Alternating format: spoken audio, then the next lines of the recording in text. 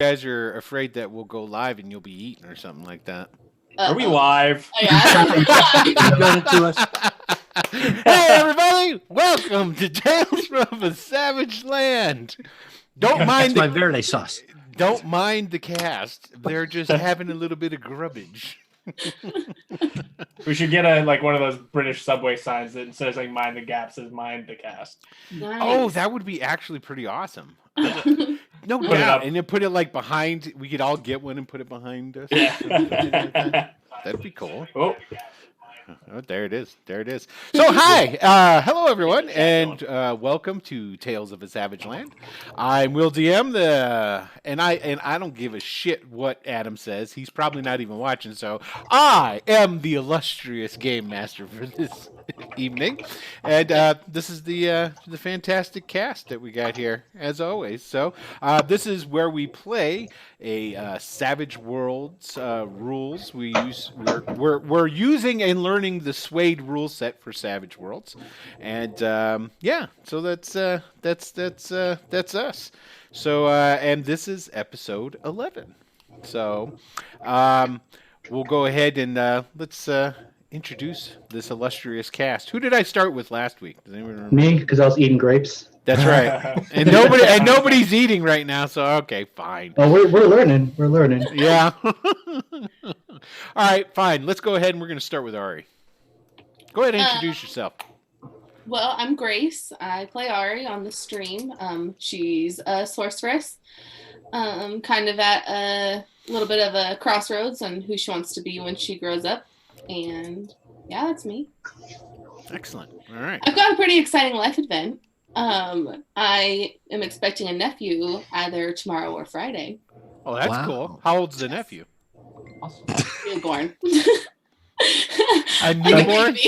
Negative 12 hours right now. do you think she meant expecting him for a visit? I think that's what he thinks. Yeah. I will say this much. I mean, for a second there, you had me kind of worried to say, because it was like I'm expecting Like, a oh, nephew. I was like, okay, well, all right. I'm very excited to meet him, though. you never met him? Oh, wait. Of course you met him before. Yeah. Everybody's falling for I'm it. confused now. now. Well, I was already calling Brian Phoenix before we even came on here, so Yeah, obviously, an interesting night. obviously, my inability to keep the cast straight is going to carry over from last week. So And Phoenix is wearing a shirt that says Dylan. Yeah. there you go. To be fair, it also has a picture That- of Bob Dylan on it. I that- said it. But it's going to come out backwards on the web, isn't it? No. Oh, no, Just on ours. Oh, no, it's not. Don't Yeah, worry. it's It's just on ours. Okay. But yeah. Well, here, I don't know. Let me take a check. Let me. It's not. check. I always Yeah, feel like it's I'm good. looking It's the good. opposite direction. Yeah, it's perfect. It's fine. When I go in, wow, we all look pretty amazing. We're a good-looking cast. I could have told We you are in that. Yeah. All right. So let's since we were talking about Dylan. Hey. Oh, hey. I'm Dylan. Villain Trahan on Twitch, Dylan Trahan everywhere else. Just playing Phoenix. If you watch the show, you know him. If you haven't, he punches things. He does. He does. And we learned something super cool about him last week. But we'll get into that. So, Uncle Tony Joplin, man. Dylan, I am Uncle Tony, and I've got a proper YouTube now. Really? So Oh, that's right. I have you can actually go to youtube.com/Uncle Tony. There and you that's- go. Oh, so I can That's- I can search Uncle Tony and I'll find you. Yeah, I think so. I don't know how the search is working, but I know if you type it in, you'll go there. Yeah, if you go youtube.com/Uncle Tony, that works. He has a proper, what's Yeah. called hyperlink now. Or- Yeah. And Well, thank you, Dylan, for helping me with Yeah, that. we were late joining everyone today because me and Tony jumped in a chat to just get that set up before the show so he could say what he just said. And just so you know, if you haven't been watching the videos that I've been posting on YouTube, they're catching fire, because they're all reaction videos to Good Omens. But I mentioned this show in all of the things. That always, if anybody reads the notes, which nobody does, And I They think will see this those are thing. open jabs at Dylan even still, right? Because he still doesn't mention. Hey, this, does he? I linked this show in the one that he gave me shit for. The one I just didn't mention it, he puts out like but I linked it. what a video a day, something like that, and one like And 2 still weeks Tony's ago. got like 50 subscribers in the last day. Woo! He's got a great video about removing a fly, Yeah. and it's not what you Oh think. my god, yeah. I posted a video, a 13-second video to show to my friends of I had used After Effects to remove a fly from a shirt for a video for one of my clients. It's a fly on a shirt. I used After Right. Effects. Yeah, I posted it up on our editors on Reddit, not Redditors, r/editors. And I got 1,200 views in the last day on that. It's a 13-second video. That's all I need. huh? Tony's rocking these 20-minute long videos, getting thousands of views. Hey, my Okay. average is like I 7 remember minutes. when. So nobody hangs out to the end. Let's put it this way: it's like so, like in just a couple of weeks, you guys will be like famous YouTubers, and be like, yeah, dang. Oh yeah, I'm gonna have Not doing millions this. of views on Not 1 doing second this. long videos. Yeah, Since, yeah. since our last show, I've picked up like 80 subscribers to my channel. Wow. Wow. He passed 100 I today, did pass 100 today. handily. Dude, I need to be on your show. You need some kind of get Dylan to like superimpose me in the background, just kind of like sitting there or something like that. I can do that. I have the skills. You do. If you can if you can get rid of a fly, you can put a chubby Hungarian up on there for sure. Oh, that'd be great. Yeah, a Yeah. Catholic, a Jew, and a Hungarian. yeah. You can say chubby. I said it, so that means it's all right. Oh, Melenray is here.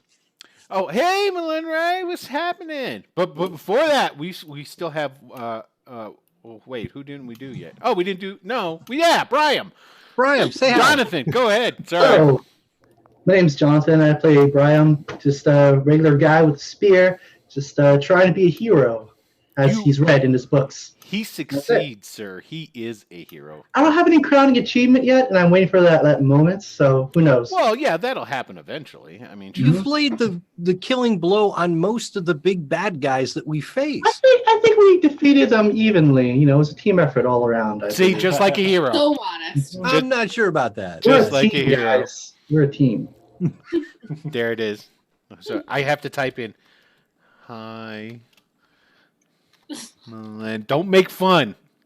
All of the fun has Ray. been made.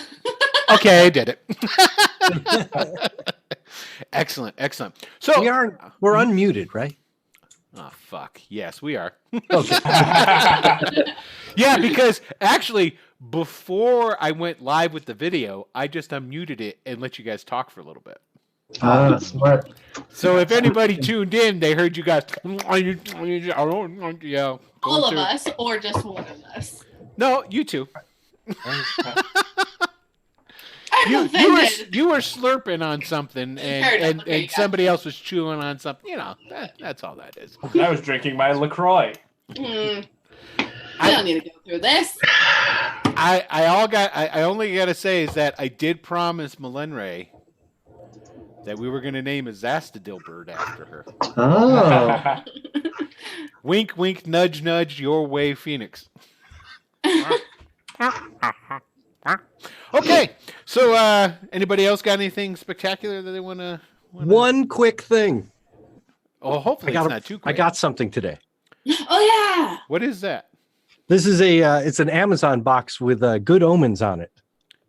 Oh, it's just the box came with The that. box is all Good Omens. Oh, okay. I don't know if It's not like Melenray you knew. bought like the sunglass kit from Good Omens or something. No. But this is the box. This is the unboxing. I received this in the mail today.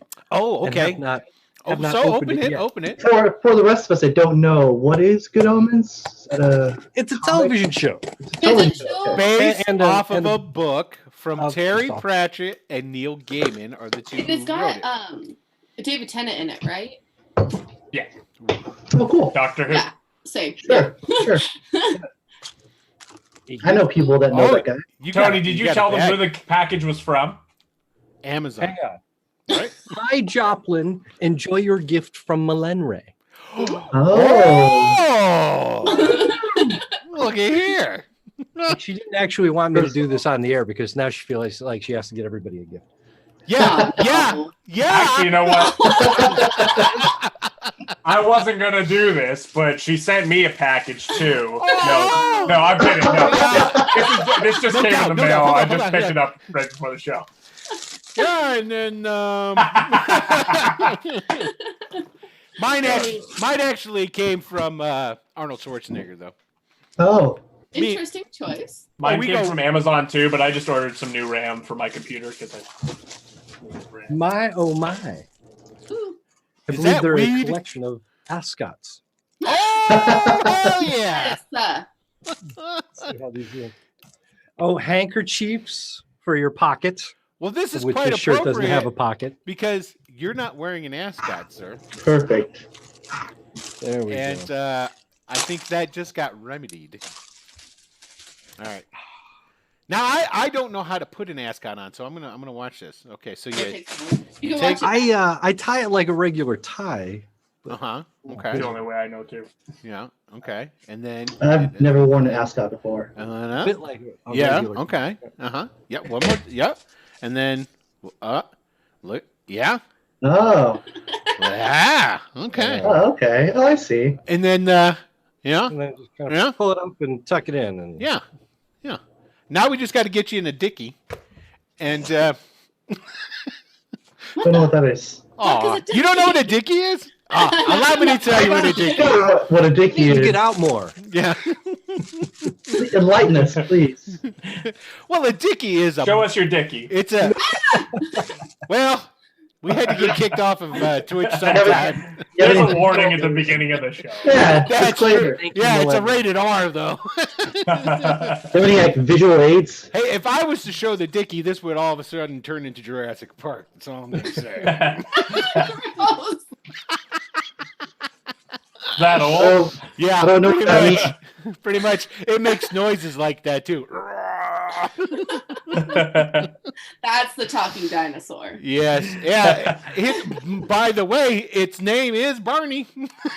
So much I don't want to know. Well, there you go. And I booked an appointment with a urologist, but it is still purple for the time being. So true. So true. Okay, so what I normally do is I normally go and I do the recap. And I think I had you guys do a recap once, right? Oh no, don't do this to us. So I want you guys to do the recap. So what I'm going to do is I'm going to pick one of you. You'll start the recap. And then I'll pick another one and they have to pick up the recap where that one left off. Oh, don't! I didn't watch the show. Good. We're going to start with Uncle Tony. you are the show. Yeah. I've been so damn busy. Okay, so Uncle Tony, go ahead and start it off. So what happened in the last episode of Tales of a Savage Land? I do know that we met with some elders of the Arcanus. Yeah, but step Arcanus. back way Wow, back. that's like the ending, bruh. Okay. All right. So all right, Uncle Tony's going to tell. I'll start. I'll yeah. start. Okay. So yeah, there you go. Brian's going to start. Go ahead. I was working my way backwards. Yeah. Oh, okay. Keep doing it, but That's how most recaps. yeah. I found out that that's called en media res when you start out like in the middle of the plot and then work way backwards. Yeah. I Learn stuff. need the cues to remind me what happened. That's all right, because Before. that's all right. Jonathan's going to start off. Go. Yeah. Okay, Go So, ahead. anyways, Yeah. we're on the beach waiting to be rescued by the pirates, or at least to parlay some type of way to get onto the Azure Brotherhood's pirate ship because things weren't going so well. Anyways, we found that the ship, as it was coming in, was by another pirate prince called something. I don't remember what his name was. No, But, no. Oh man, would I volunteer for this? Anyways, point being, right anyway, behind the Azure Brotherhood, Doru. Noru. What? Toru. No, with a D. Doru. Doru was Doru of the Azure Brotherhood, but right behind him was another vessel of the Arcanus. Apparently, the birds that Phoenix sent the morning prior, the evening prior, were able to get to the Arcanus, and it was later revealed that they do actually communicate with the Arcanus himself. Anyways, the point being was, because the Arcanus was right behind him, the vessel, the Azure Brotherhood just gave us a stern talking to that we were quite lucky in that they weren't happy with us since we killed so many people. They rescued their crew, and before they left, we used to talk to an old lady, a very venerated old grandma of the Azure Brotherhood. And what was her name? Her name was Old Lady Ilgi. Yeah, it is Ilgi. Exactly. Yeah. You know, very, very old, very ancient. I think she was either blind or just kept closing her eyes the entire time. She was blind. She was blind. And she actually listened to our parts of the story one by one, got our names, and went back to the crew. We got picked up by the Azure Brotherhood, and we met two new faces. We met Sefu, and we met Ulz, who was pretty much he looked like a fighter, very strong, imposing figure. That was Sefu. Sefu was the fighter-looking guy. Yep, there's Sefu, and then there is Sundar Zawala, who was a very charming. Was he like pseudo-Persian? You know, he reminded me a lot. Indian. That's not feathers. Was very welcoming, like the exact opposite of Sefu. It's probably why they're working together.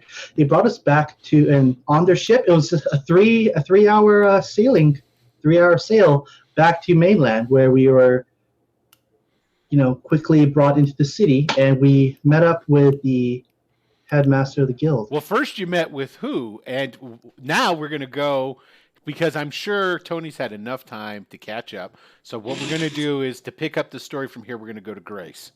Cool. So when you got back to Lysena on the ship, and then you guys went to the Citadel of the Arcanus, what happened then? From what I remember, we were taken into a little room. Probably wasn't little, but a room by Ogret, and then who propositioned us to whether or not we wanted to join the Arcanus.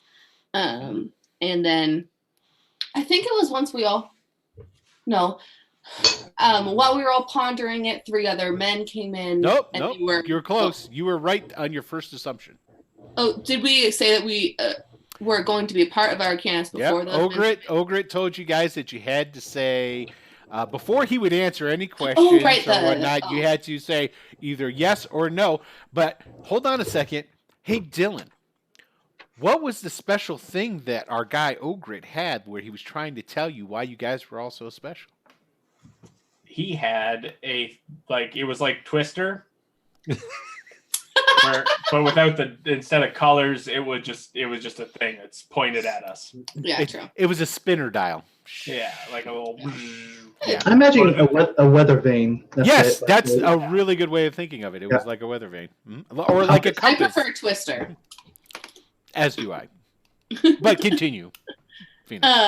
Okay, so then once he showed us that we were all special and whatnot, we all said yes. It took some convincing for certain party members. I think Brian was the one who was the hardest to convince. Yeah. I mean, because they didn't give us any reason to. It's like, all right, you guys passed the trials. Now swear allegiance to the Arcanus. And I guess your letter did come as a surprise to you. Well, he did actually. If you guys remember, Ogret actually laid it out for each one of you individually, and he gave an example of why you want to join the Arcanus. The reason that he told Brian was because, well, hey man, if these things that we think are going to happen, so like say these Celestians that are trying to come back through and they weaken the weave and that happens again, then your nice family and that bakery you have and that fiance of yours might become enslaved. That's not true. No, that's not true.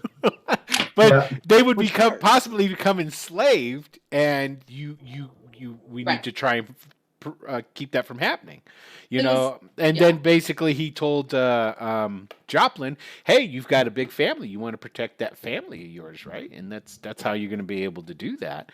And I think what he said to Phoenix was basically, "Hey, you've got people you're looking to take care of, and we can give you the money to take care of those people." And he ended up with telling Grace, "Hey, what better place to become powerful than where the power resides?" Right. Yeah. I Pretty think. much, yeah. Yeah.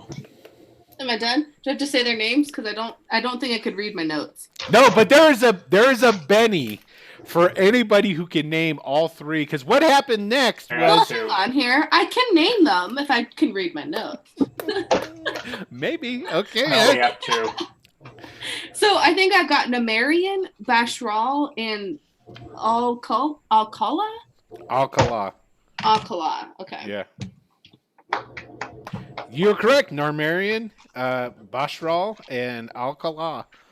And so you get a And Benny. Alcala That's was them. the Shar. He was a and then- shard. Oh, the Shar. And then the Bashral was the human, and Nemerian was the dark elf. Yes. Yeah. Super dark. Yes. Super dark.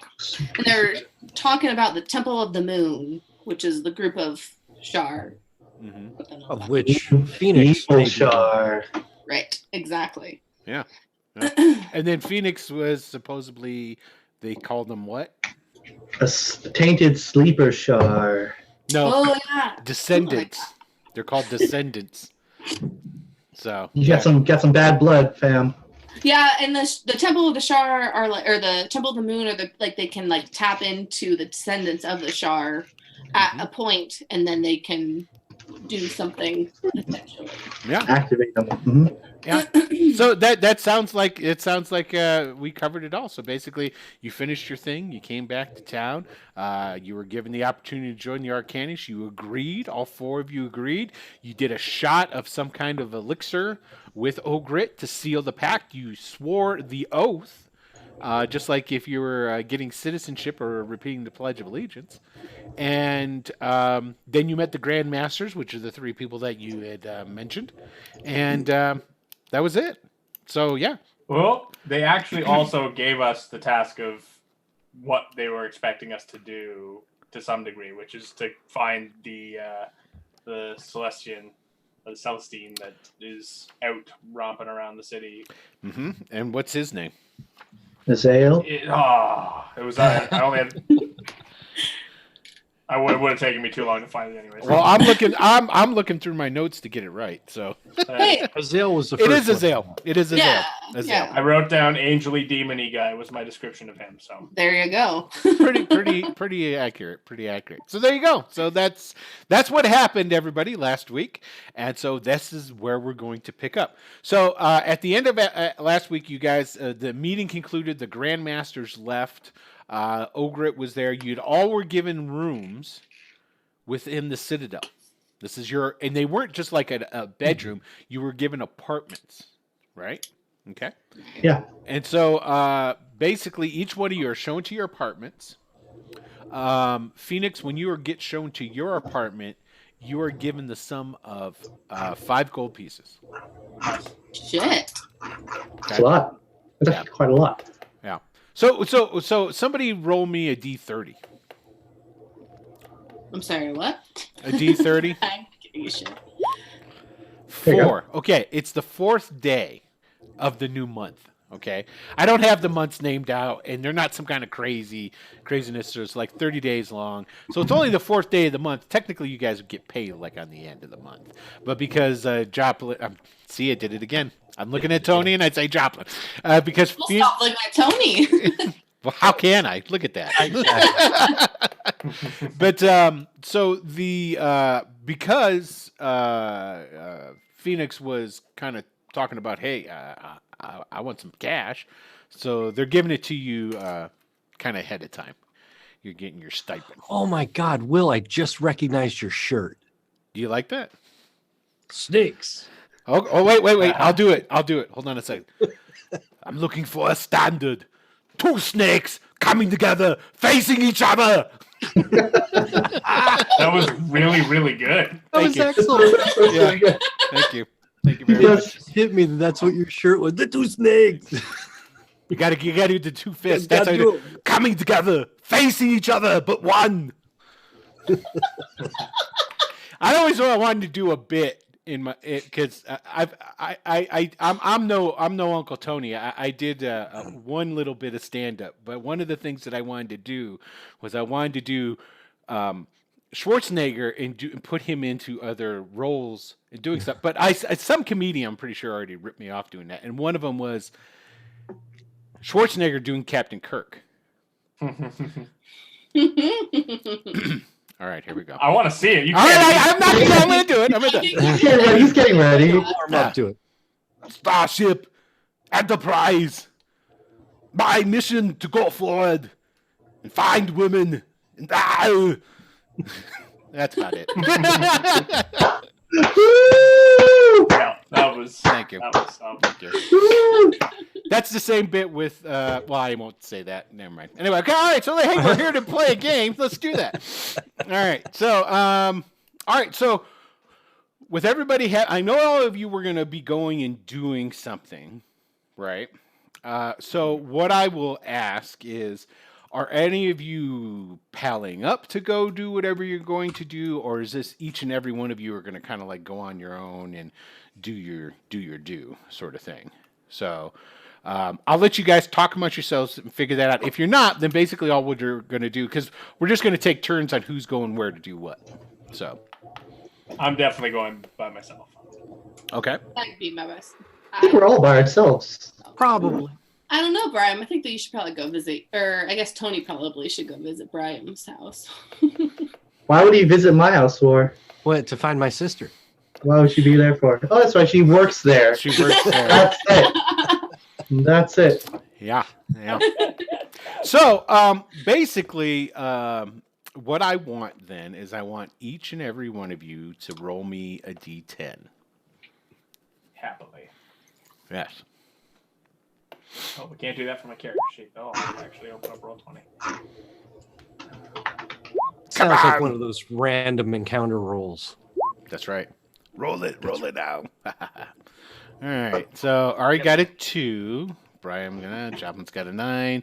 Okay. Safely So in the middle. 9. this is the order in which we're going to do it from high to low. So we're going to start with Joplin. Joplin, my dear sir, what are you doing? Well, I had visited the library of the Arcanus and picked up some books about different types of heroes.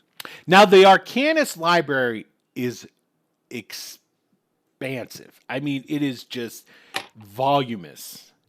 So, and basically there is like librarians all over the place. Like, and they're constantly, there's like a separate section of it where it's like kind of like not really fenced off, but there's like a railing around it so people don't walk into this area where they're cataloging and they're doing stuff with different types of books and things that are brought to the Arcanus. So they're like cataloging. And then, you know, there's like different people from the Arcanus that are there studying and reading amongst the books. But also, much like the public library in Lycena, if you got enough coin and the Arcanus likes you, they'll let you into their library too. So this is where you go, and you come walking in the door, and there's like a it's sort of, have you ever seen the like pulpits where it's like a judge would sit on it, but it's just like the not a pedestal, what do they call that, where you give the speech and you got the podium. It's like a raised podium with a little stairwell that goes up to it, and somebody sits on it, and so they're like up high. You ever seen anything like that? Yes. Okay, so that's at the front door of the library. There's a guy standing there with a big old book on this here podium. When you walk in, and hello. Oh no, that's Ogret. I can't have him talk like that. I am going to be wearing my initiate robes. I'm a novice now, or You're a novice. Those are novice tunic that you have on. novice That's tunic. stars. And I'm allowed to be in the library, am I not? It's part of my.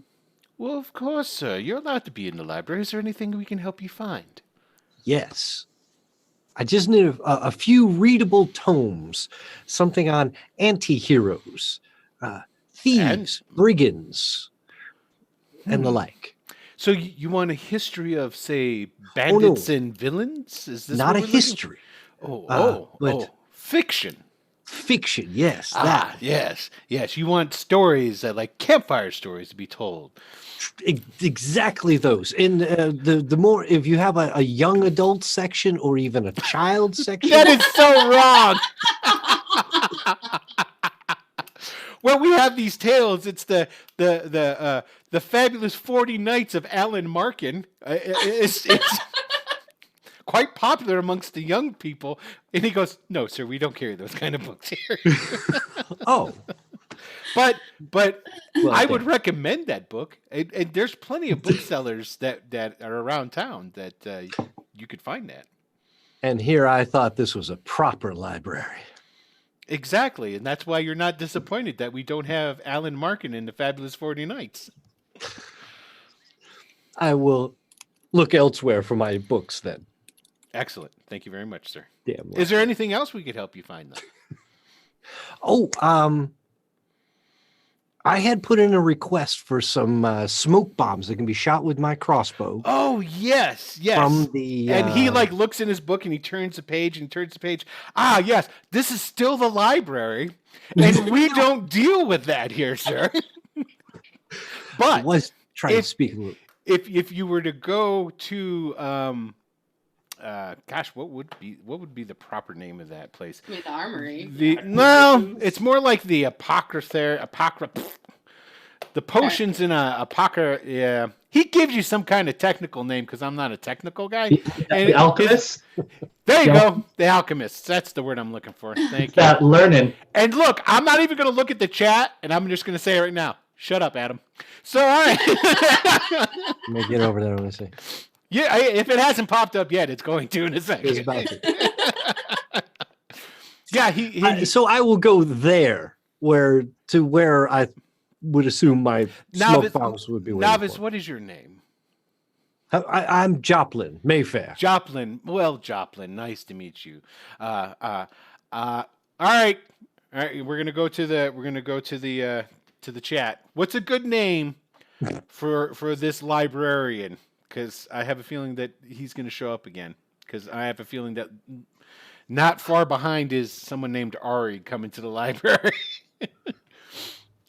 I mean, Sexy mutton stuff. Well, that's Phoenix. I know that. Players. Can players answer? I don't think they can. I of course answer they every can. time, and one day he won't notice until he's already said yes. Delwyn. There it is. Delwyn the librarian. Okay, and he says, my name is Delwyn. And very nice to meet you. It's obvious that you're part of that new group that Yes, I guess I'll write that down. you're part of that new group of novices that I've heard coming in. We've heard lots of really good things about you. A lot of really good things about you. If there's anything, honestly now, if there's anything you need, please feel free to come to me, provided it's something that would be found in the library. Now, to get to where the alchemists are, and he gives you directions on how to get there, it's kind of like in the basement, behind reinforced walls and stuff. Thank you, Delwyn. Yes, I'm going to write your name down. as you should, because I have a feeling I'll be a reoccurring NPC now.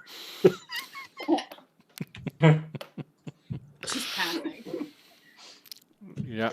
The only other things that Joplin would like to do is to collect those smoke bombs, hopefully without incident. And they are done. Okay, good. You have 6 of them, and these were because you originally wanted them to be able to be shot from a crossbow, Yeah, that'd be good. and they couldn't do that. But what they could do, well, it would take much longer for them to try and devise something like that. But they do have regular, because you're like, they have lobbing smoke bombs. So you have, when you go down there, okay, there's a guy down there, an alchemist. He's kind of like he's got like goggles on when you meet him, because like you go down, you go into the basement, you go through these hallways. They're kind of small. They're behind. You go through one heavy iron door which isn't closed, sort of like a submarine door, so you can close it and like. And then you go through another one of those, and then after you go through a third one of those, you come into this. It looks like a picture out of like Hell's Workshop, because it's really dark and there's a lot of like red light from like lava and heated metal, and there's banging going on and bubbling like cauldrons and all kinds of different stuff. And there's a counter there, and there's a bell on the counter for bing for service. I should ring the bell. Okay, you hit the bell, bing, and then up from behind the counter, like he was down. It just pops up as this guy. Hey, hello there. Can I help you? I'm just here to pick my order. He's dressed in. You think they might have been white robes at one time. They're far stained beyond recognition. He has a pair of goggles that are up on the top of his forehead, and he's got like, it's almost like, a guy who's been out in the sun too long, but it's just clean marks from where all the soot and ash and different stuff that's on him. He's got a leather skull cap on, sort of like a Flyers hat, but it's got like little types of metal arms on these swivel things on the side where the ears would be, where you could drop down like different things to look at stuff and whatnot. Yes. Yes, can I help you? Joplin Mayfair. Oh, Joplin Mayfair. Yes, I know you. I've heard about you. Oh, you're here for your smoke bombs. Hold on a second. Yes. And he goes over into this one wall, and there's like tons of these like big wooden cabinets, and he like throws one open, and he starts rummaging around and tossing things out. Something glass falls and breaks, and he brings over a wooden box, and he like slams it onto the counter. Yes, smoke bombs you wanted? Well, yes, we have plenty of those here. Okay. And he just starts taking them out of the box and chucking them at you.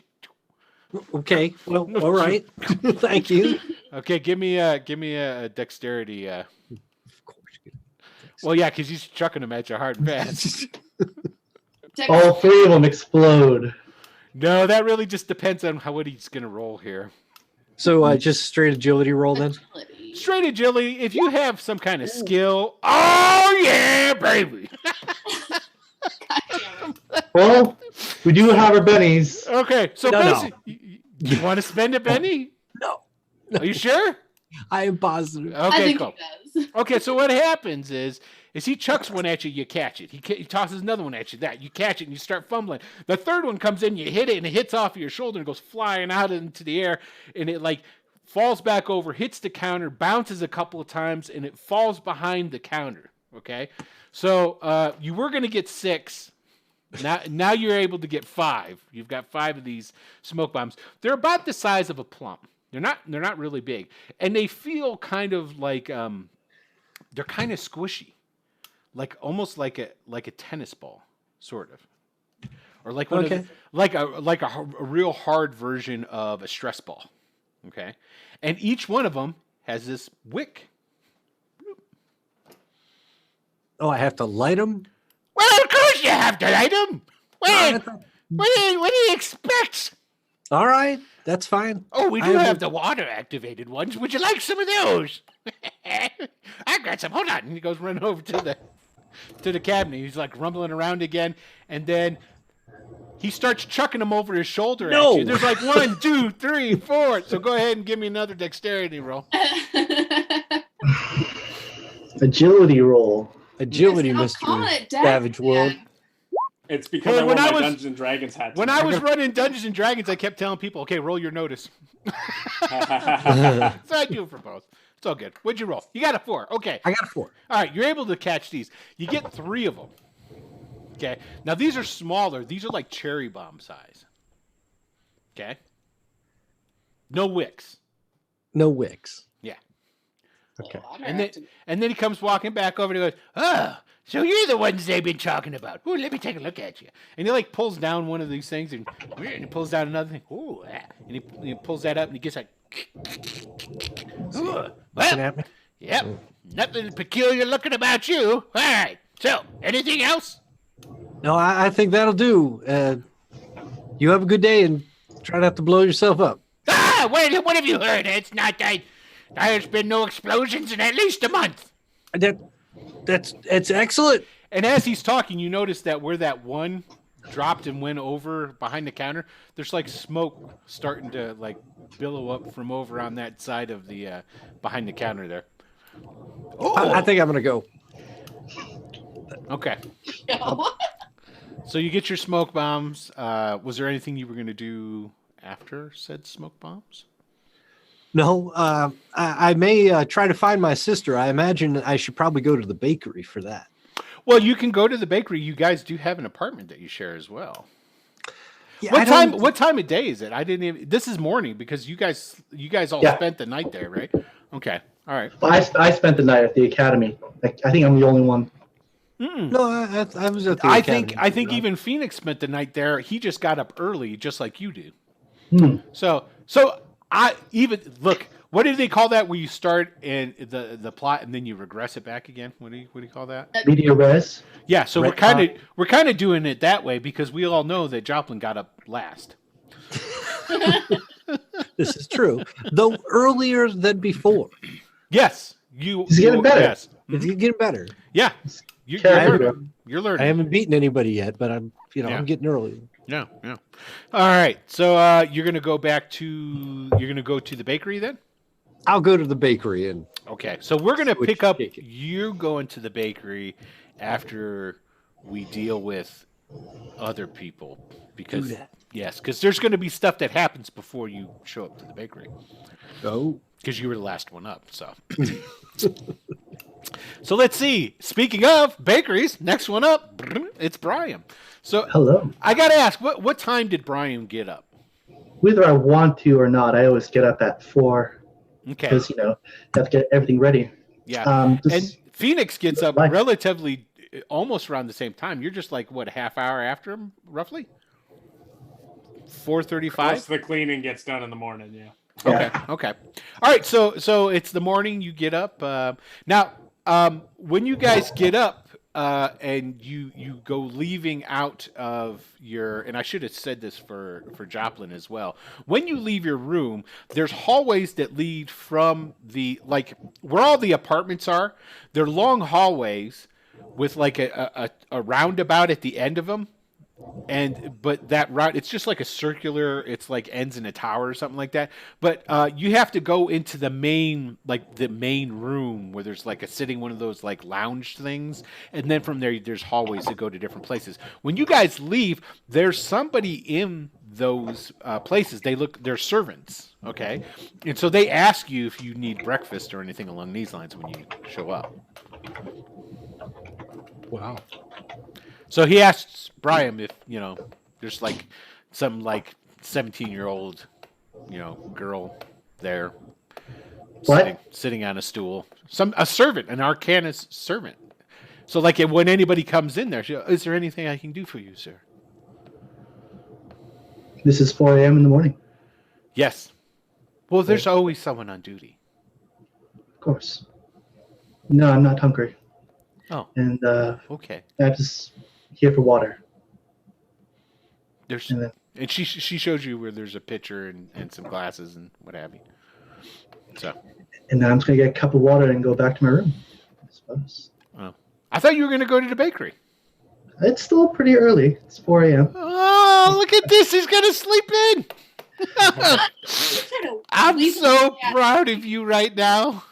Okay, so you get a cup of water, you go back to your room. So what time are you getting up then? Well, I've been up. I actually haven't been sleeping at all. As I get back to my room, I just drink some of that water and I sit on the edge of my bed and just think. It's still dark. I don't think the sun is up yet. And I just think about everything that's happened so far. Right. The reason why I didn't go straight home, because I always go home, always see my family, love my mom, love my dad. Right. But last night I didn't. I got a lot to think about.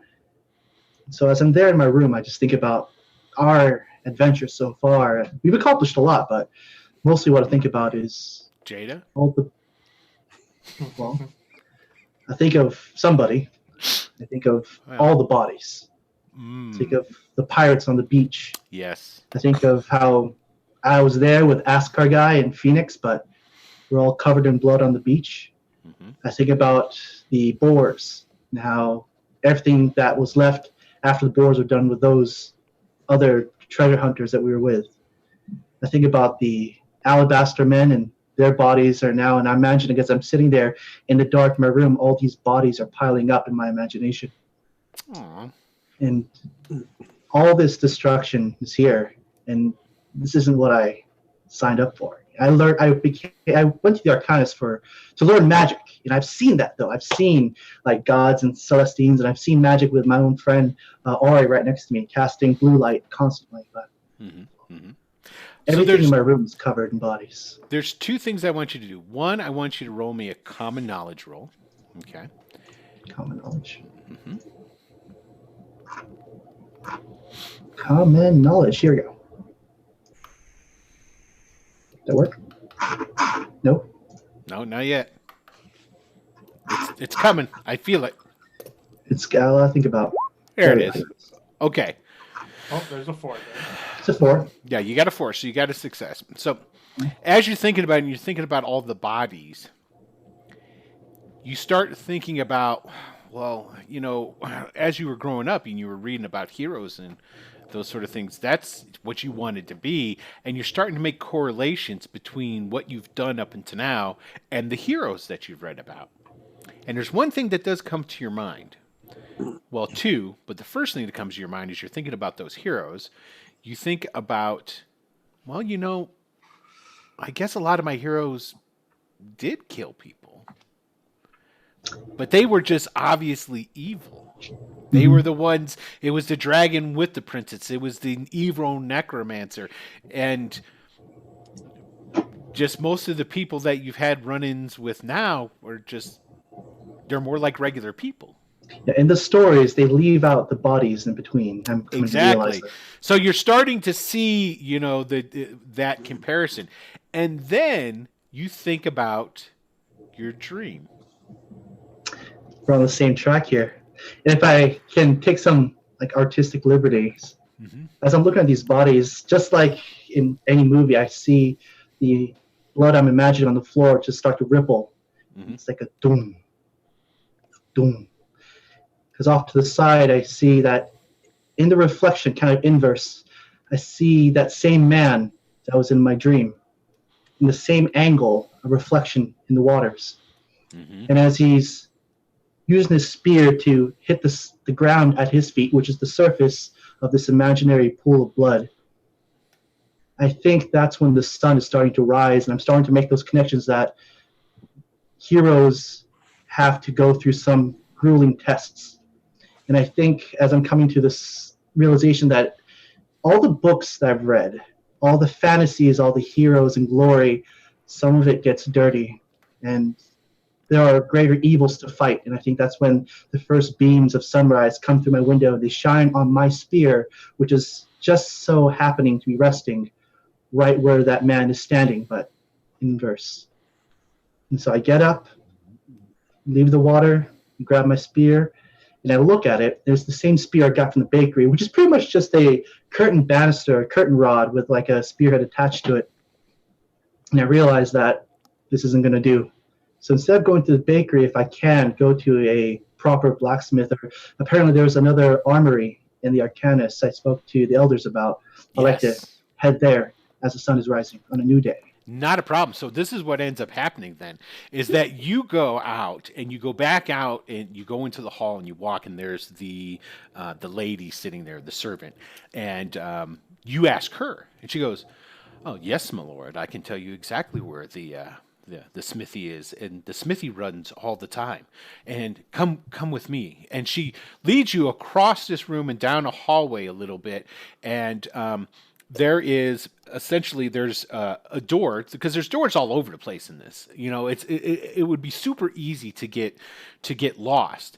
And matter of fact, somebody somewhere gives you some pamphlet and some brochures about it, and I know Joplin didn't read it, but I know Phoenix couldn't read it, unfortunately.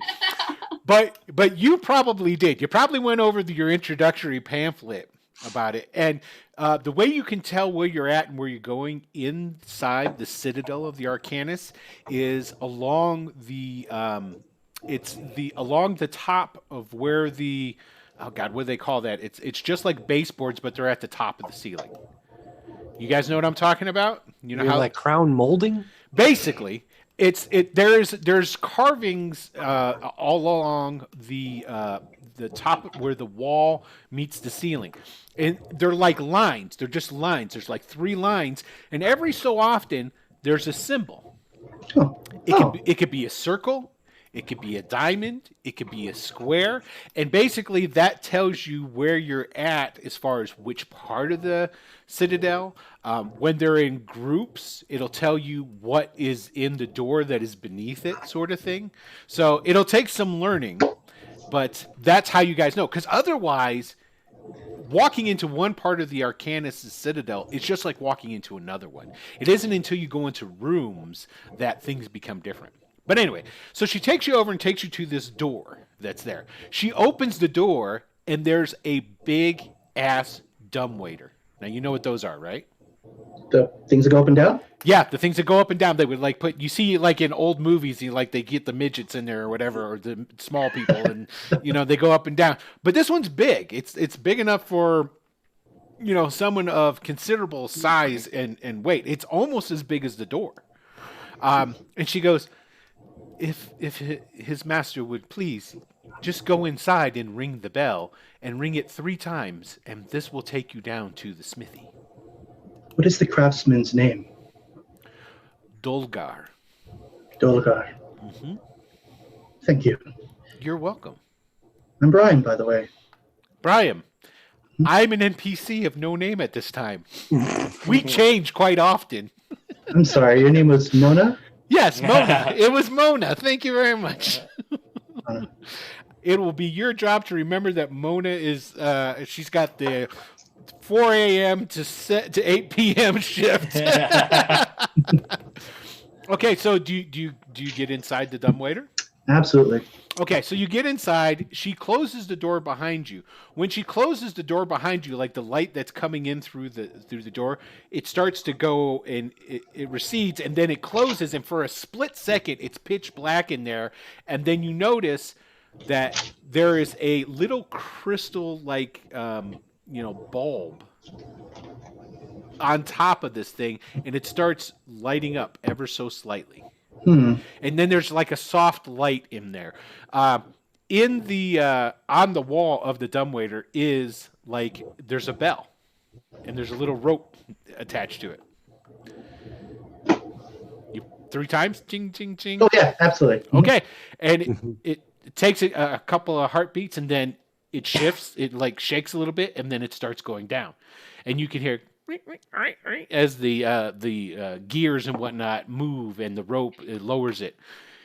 You seem to go down for what it seems like quite a bit, like several minutes actually, of just being lowered, and then it stops with kind of like a shudder, like it hits hard rock or what have you, and you can hear through the door that because it's like the door closed to the dumbwaiter. Well, I should say there wasn't a door that closed on the dumbwaiter. You actually saw like stone going past you and stuff, and every once in a while you would see another door pass by until it comes to a rest wherever you're at, and there's a door there. But you hear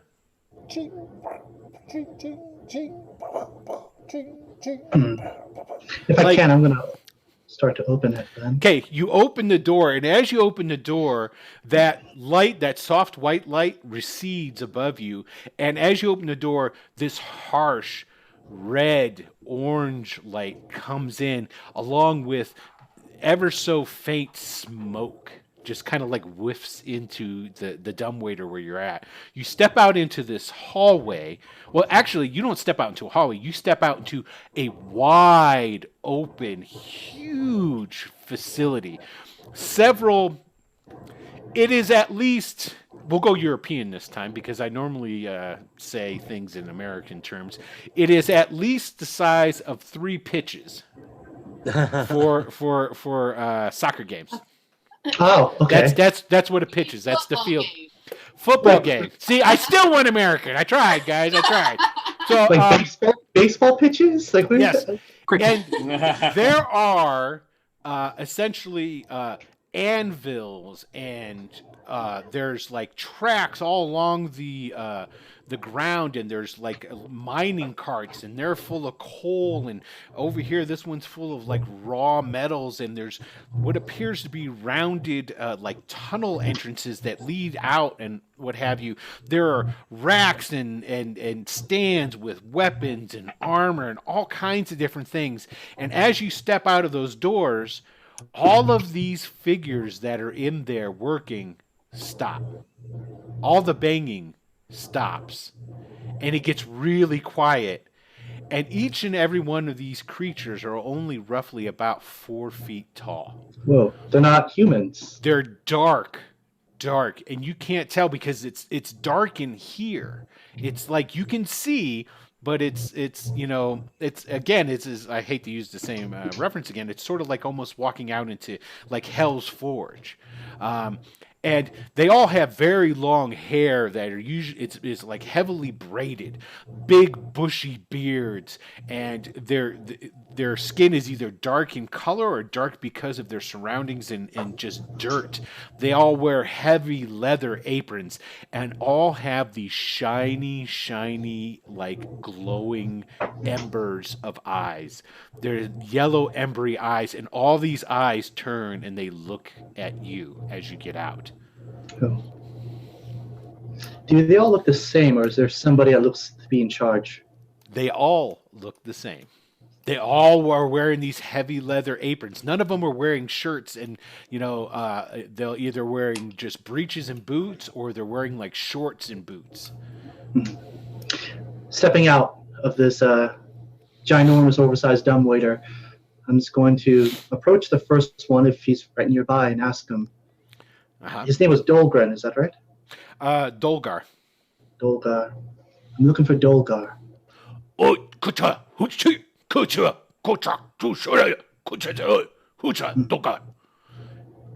pointing up? No, he's just like pointing at you and talking. And then he goes, like, wait a second. And he goes stomping off. And then a little bit later, he comes stomping back with a guy who looks just like him.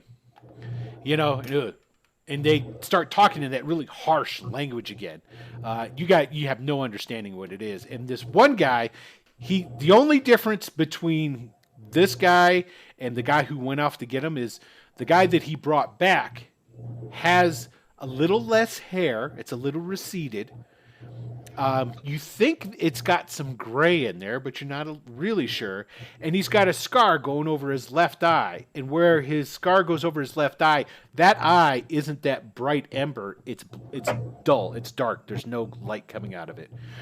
He rummages around in his leather apron and pulls out this metal box, about the size of a music box.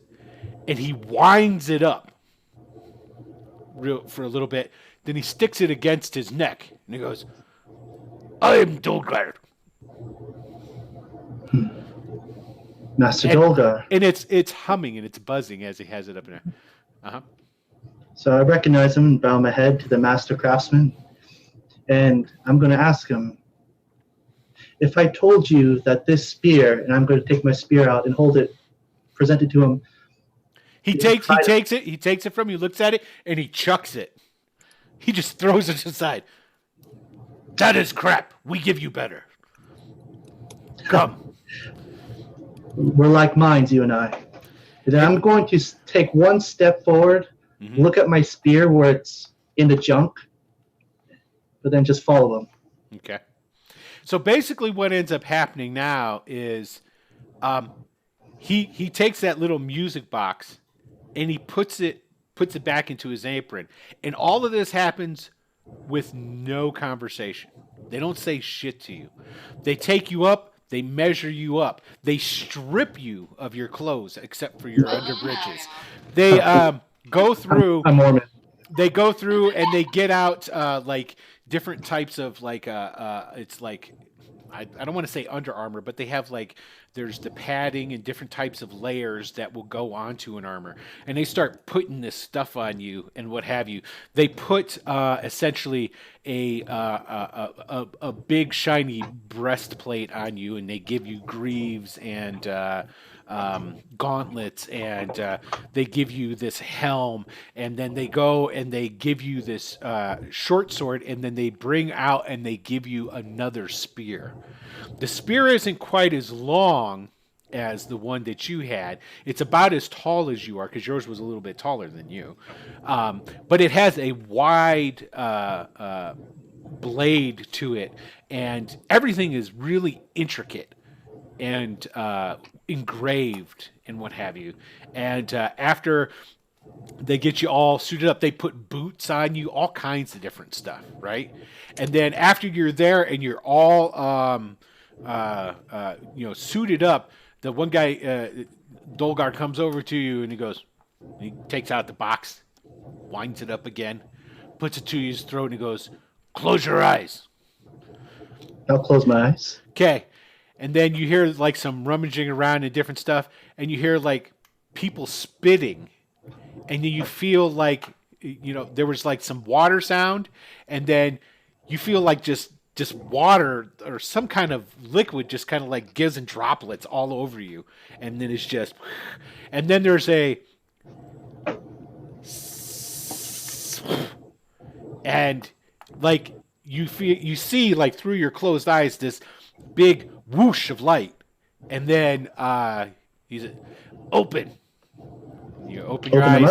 Okay. Mm-hmm. There's like 3 of those guys, and they're all standing around, and they have like these like big wine skins with them, and one of them's holding the torch, and Dolgar looks at you and he goes, "Done." Puts his thing back, and then they start going back, and they just leave you there, and the ching ching, they go back to working. What do I see if I inspect myself? You see that's a lot of stuff. Basically, at this point in time, you tell me what I see. Besides the spear and the short sword, you can tell me what I see. Oh, well, actually, it's going to be just pretty simple. I imagine them being, what's it called, underground blacksmiths that I would say that my gear matches what they look like. It's pretty much their idea of what well-armed means. Granted, I'm not going to be in full plate, but maybe this dark leathers with... So you have heavy boots on of heavy leather. You have that breastplate they put on you. It's not like... Remember you saw the Arcanist dudes that look like conquistadors? Okay? Oh, yeah. Now, yours doesn't look like that. Yours looks like wrought iron, dark. And it's like... it doesn't have a smooth surface. It's kind of got that bumpy surface of like... iron that is, black iron that hasn't been really worked. Your gauntlets and your greaves are pretty much the same way, and your helm is really similar to that as well. All of it, it's not actually. I'll take it back. It's not actually engraved so much as what appear to be some people would think were. Impurities within the metal make designs within it. And I know what you're talking about. Yeah. So, and that's basically, and it's very simply made. Okay. And then underneath that, you have like the padded coat that would go on top of. I'm going to feel right where my chest is on the breastplate, and is it smooth or is it have engraving on it? It's rough. It's like feeling like like really bumpy sandpaper or something along those lines. That's fine. I kind of think to myself it would have been too much if there was a certain engraving there. And then I'm gonna look at my spear and notice how ornate it is, and then in my head I'm just going to name it Revival. Revival. Because nice. there needs to be more heroes in the world.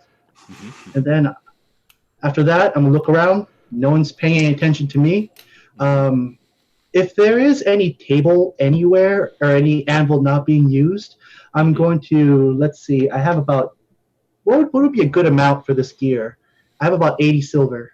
Would I know how much this would roughly cost, or is it way out of my price range? Really out of your price range. Out of? Then I will definitely leave at least 40 silver just on this anvil that's not being used, or on a table that's not being used on my way out. Okay. All right. And nobody seems to pay that any mind. But yeah, Doesn't matter to me. Well, no, Yeah. it matters to me. That's what exactly. it matters to me. Okay, cool. And I will ascend. Okay, so you get back in.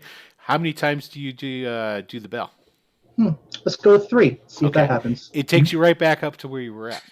Fantastic. And if I'm there, I'm going to leave. And then if I have to go through that cafeteria one more time, I will get maybe just one little croissant or any type of like breakfast bread that's there. Okay. Wave to Mona and then head to my bakery. That should be in full swing by now. Okay. So what we're going to do is, because I don't want to stay on any one person Oh, yeah, for too long, yeah, we're yeah. going to bounce around a little. So you're going to the bakery. So we're going to go to Phoenix now. So you got up in the morning, and then you're going down to what's the name of it? The Queen. Empress. Empress. The Empress. That's right. So you go down to the Empress in the morning. I want to stop one place on the way. Yeah. I would stop in to visit just the old man who taught me how to fight, Jamrin. Stop in at his Okay. shack and leave one of the gold they gave me. I know that's a lot of money. Oh I yeah. leave that with him. Okay. Um, He's sleeping. Are you going to wake him up? no, I'm going to leave it there, and he knows. He knows me. He knows I can't write. I take his quill and I'll just leave an X, like the mark on my face, and leave the gold coin on top of that. He knows I come to drop off whatever I have, so I leave him there and maybe just give him a pat on the shoulder before I go. Excellent. He's deep sleeping. He's old dude. So yeah. Very. Okay. All right. I head. Then I'll head to the Empress. Okay. So again, it's Lysenna in the morning. Lysenna never sleeps, but it's busier sometimes than others. You're going through the morning crowd of different merchants and tradesmen going to jobs and coming from, people taking deliveries of the morning, either foodstuffs or linen being either taken to or from rich estates, all those sort of things. You get to the Empress, and it's so I have a question about that. So the Empress is it open 24 hours? I wouldn't think it is it? No. Okay. There's basically the off times is when we're cleaning and the girls get their rest, and it basically becomes home for those people. In the Right. off hours. So is the front door of the Empress, I would assume, locked at those times? How would you be getting in and out of the Empress at this time? I think the doorman's always there. Okay. Whoever is there, the sort of the light muscle, just to make sure that Right. Grima Lights always or locked down. someone else of the sorts. or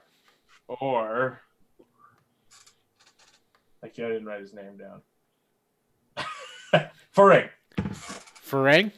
Faring was the doorman when we That's first right. came in. That's The right. first one. That's the tall bald I think I said he was actually Patarin or something like that, wasn't he? He was kind of he definitely wasn't Shanish. He was more exotic in his nationality, ethnicity. Okay, so so how do you get in though? Do you knock on the door? Is that basically how it works? Usually, yeah, I would Okay. go up, and if there was no one directly outside the door, which depending on the time, they'd be either inside or outside, but I'd just give it a knock. Okay, so you knock, and then you hear the bar being pulled back from the door, and then it opens up a crack at first, and you actually do see Farang is the guy who's looking down and goes, and recognition is and he opens up the door. You're back. Yeah, sorry. Hope everyone's been okay around here. Without me, nothing's happened or anything, has it? No. That's all he says. If I remember correctly, Farang wasn't like he's a a big man talk. of few words. Yeah, exactly. All right, cool. All right, It's been a he just says no. pleasure catching up with you, Faring. And I'll go straight in. And first thing I want to do is the young man. I remember Joplin made a coin appear for this young man. Is he somewhere cleaning up the bar or anything like that right now? because he was like young. He was like what, 6? He was Yeah, one he of was the, like one. He was one of like one the of- little bar hands. Yeah. yeah, he's one of the kids of one of the ladies in the Yeah, house. kids like He would be sleeping at this point at this time of day. So I'm gonna look for him before I leave because I have a feeling I'm gonna try and catch up with everyone before I leave. We won't gotcha. go through all that, but first thing I want to do is go find Maltari Okay. if I don't see him. All right. So you go and basically you know where Maltari's room is. Yeah. So- and I'm gonna go and rap on the door. I know it's early, but Yeah. Now Maltari is she's the owner, right? Okay. I was making sure that you didn't want to go talk to Esha first, but okay. Okay. So you go and you knock on the door. A couple of heartbeats go by, and then there you hear on the other side of the door, yes. I have some things I'd like to talk to you about. It's Phoenix. Ah, yes, I understand. I can tell your voice. Come in, my child. And she opens up the door, to you. She's just wearing like a slip, you know. And she opens up the door, leads into her, essentially her chambers. So her chambers is like, she's got a desk and what have you.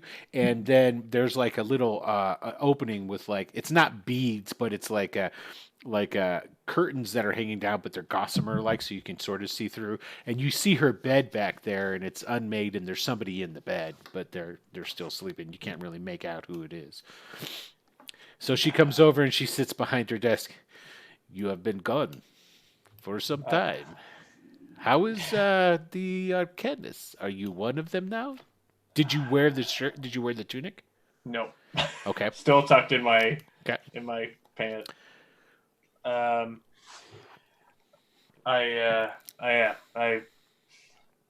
Well, they made me say a bunch of things, and the problem is I kind of swore an oath of some sort. I didn't really understand what I was signing up for, to be honest. But they promised money, and I know that there's a few people I'd like to make sure have some money, and I wanted to talk to you about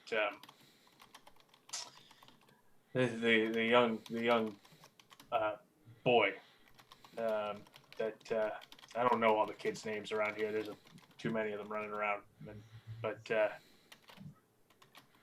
there's a young boy he's kind of enamored with something that a companion of mine did, and I was wondering if you could give him this. And I'm going to take out one of the gold coins and say, make sure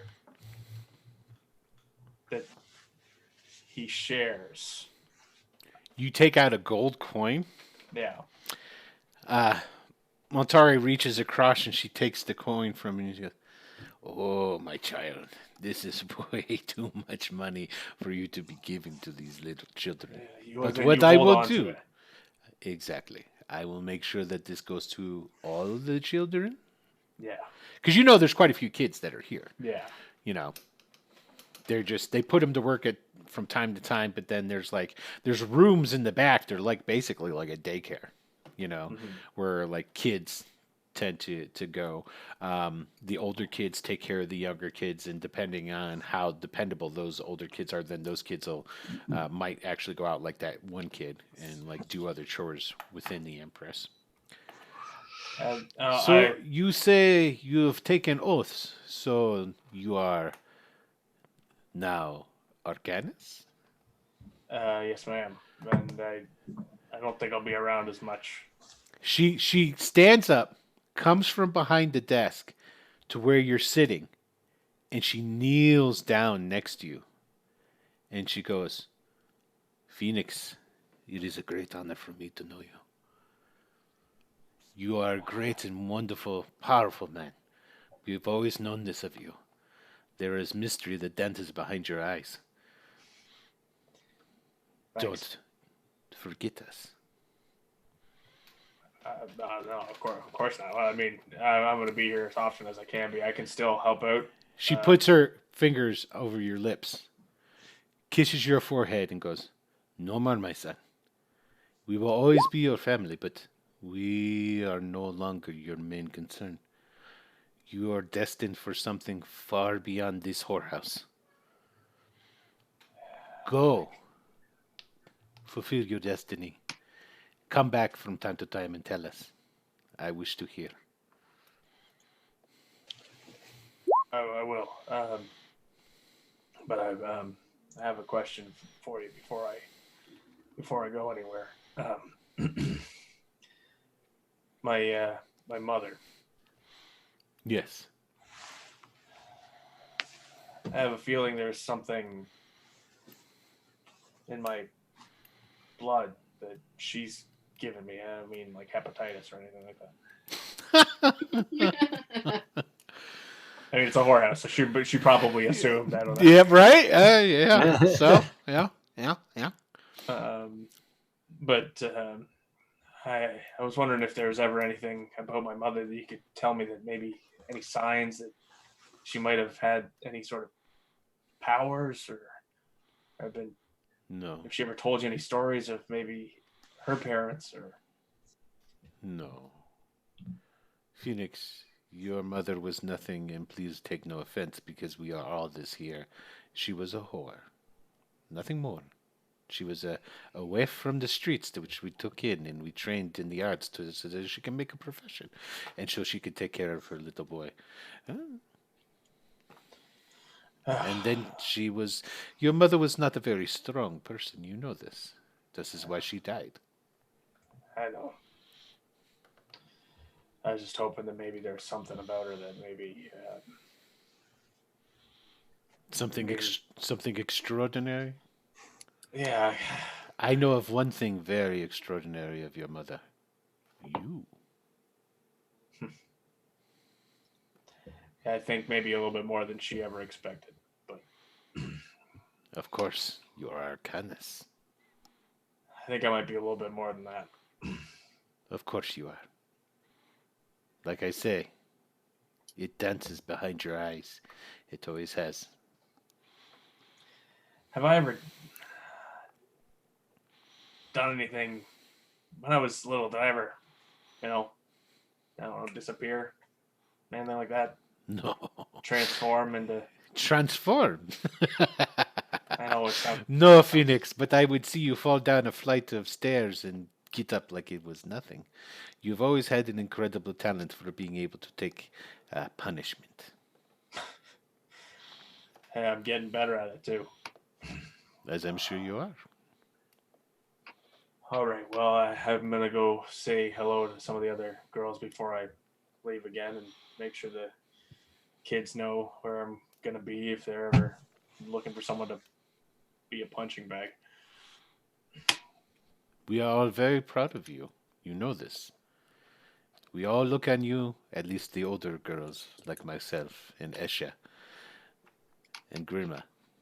You are like our son, and we take great pride in your accomplishments. I do appreciate that. I really do. It's a lot. It's a lot to handle when you hear something like that. But all I've ever been was a guy who mops the floors and plays music. The greatest of all heroes learns to walk but one step at a time.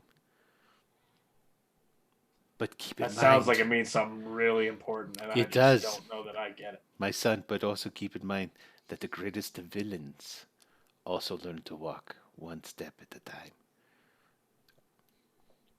A lot of people are warning me about that these days. All right. I'll be back. I'll keep bringing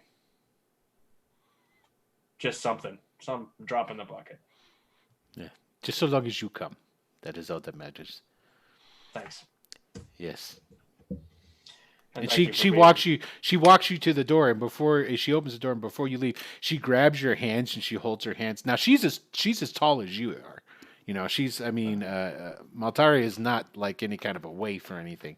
She takes your hands and she kisses both of your hands, and then she lets them go, and then she, lets you out the door, and she closes the door. All right, I'll go. I want to go find Esha and just see if I can see her before I leave. Okay, you can go to her room. No, I'm gonna just rap on the door. Just a quick Okay, 1, 2, 3. Anything? come in, Phoenix. Hey, Now you go into her room, and she's already sitting. Oh, we got somebody saying something. Bigger Raven, thank you. Rigger, not bigger. Well, you got to admit, an R's got kind of the curve at the top, just like a B. yeah. Yeah, you're right. Yeah, see? I feel like we just dodged a bullet right there. Thank you, Rigger Raven. We appreciate your follow. Thank you very much. Okay, so you go and you knock on the door to Esh's room, okay? And she says, come, you go walking in. Her room, of course, is immaculate. Everything is in its place. There's feng shui out the ass. Everything's neat, orderly. She is actually sitting on the edge of her bed in a robe, which is pulled tight, and she's actually sipping tea. She's got a little table, it's like an end table next to her bed, on which there's like a teapot on top of like a little like warmer thing. Ash, I just wanted to thank you for.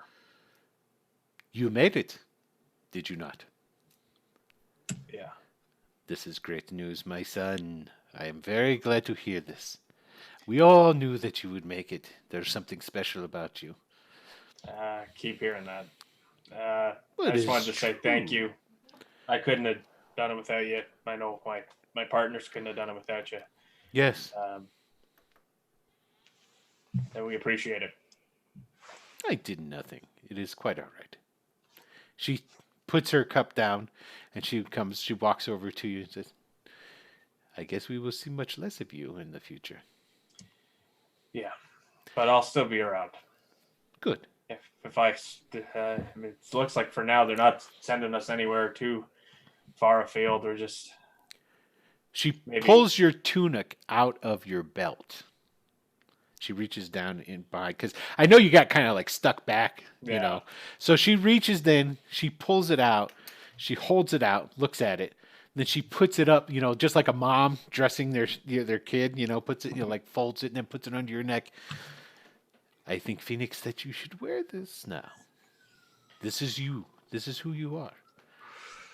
I think I want to see if they'll make me something a little bit more my style, but at least Very for well. now, I'll keep it tucked in case I need it in an emergency. I just, I already have markings. I already have symbols that show who I am, and I don't particularly want to wear somebody else's. She off. reaches up Good. and with her finger she traces the scar on your face. The markings, yes. Some wear it on the outside and some do not. Yeah. Anyways, I should probably get going. But one question before I go. Just I already asked Maltari, but I'm curious. You knew my mother, right? Yes, I knew your mother. Did you ever get any idea that maybe she was different? Different. No, your mother Hey. was like so many other girls that come to work here. She was sickly, always was. I mean, it was her lack of constitution, which was the end of her. Did she ever mention the Temple of the Moon? I don't think I know what this is. I don't think I do either. All right. Well, I'll be back. I'm not gone. All right. I'm just. I'm leaving for a while, but I'll be back. We will be here. Thank you. No, thank you. When word spreads that Phoenix, the boy who used to play his lute and his flute and mop our floors, is now part of the Arcanus, a lot of respect will come to this establishment. Hopefully, I can come back and play from time to time. That's really. The door is always open to you, Phoenix. You know this. Oh, thanks.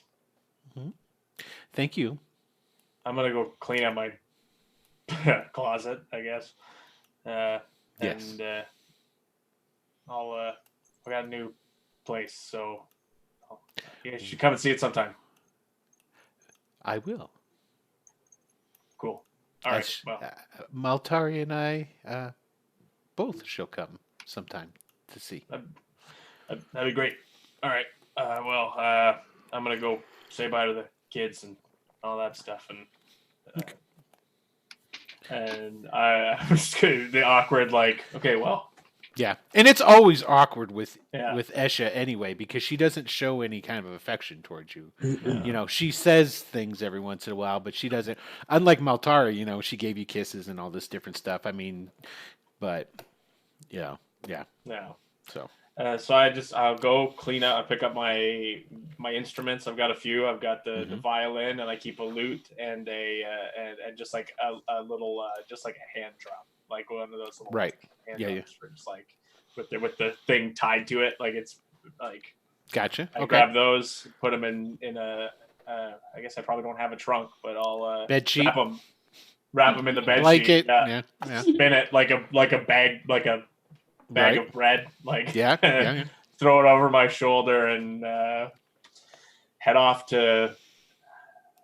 I guess I'm heading back to the fucking Arcanus.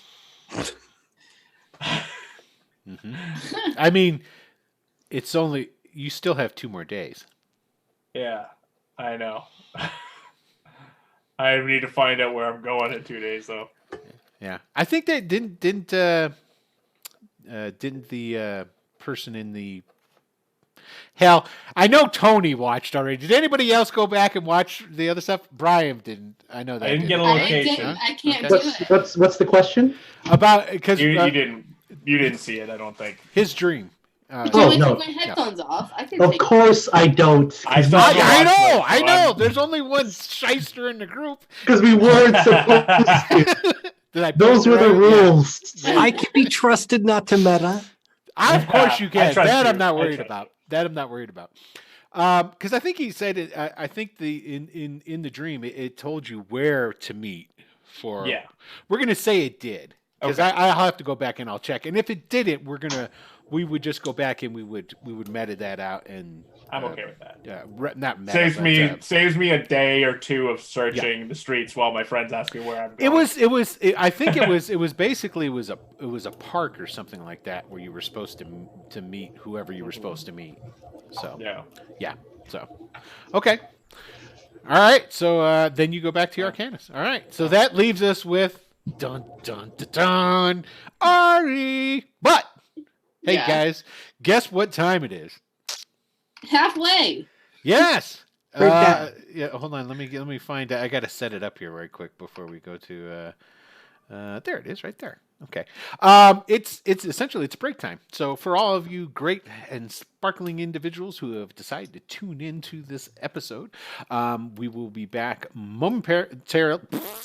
momentarily in just a couple of minutes. So go ahead and get your snackage and your beverage on. Go hit the restroom if you have to do that, and we will be back momentarily to see what the hell. I'm pretty sure I already know what Ari's doing. The first thing you said you were going to go to the library, right? I mean, yeah, but if Joplin was headed toward the library at the same time I was, I wouldn't be like awkwardly like trying to follow him. Were you gonna wait until I got up? Because Well, here's Oh, yeah, yeah. here's the thing. You Sleep know, it in. yeah. I was gonna say if you got up early enough, you could beat him to everything. Yeah. Because yeah, I mean, I don't know what time he would have gotten up because I think Ari would have gotten up eight or 9. yeah. So that's a couple hours before Joplin gets up. well, no, he's getting better about that. I keep saying That's why I said a couple hours. it's pretty good. Let's say he was getting up around 10. Okay. Yeah, So I mean, 10. it's still an hour. Yeah. I mean, it's not like I mean, if you want to go incognito, there's other ways. But anyway, we're starting to get into that role playing, so but we're going to do that. We're going to do that when we come back. So yeah, like I said, go ahead, get your drinks, your beverages, your snackages, all that good stuff, and we will be back in just a couple of minutes, and we will start up the second half and see what's going on with Ari, and then continue on with I think a proposal's coming up next. So Like a building bakery. proposal, right? Like a, yeah.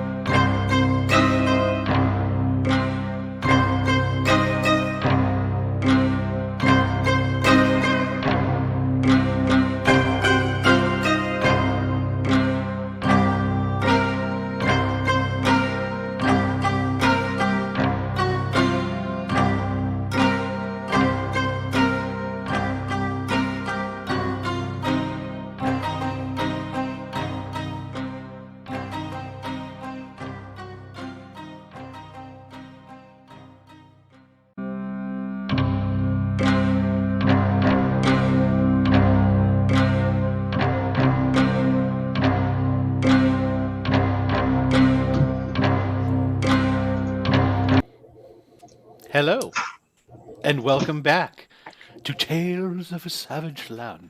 All right, That was okay. my attempt at doing a theremin. I apologize. That was nothing.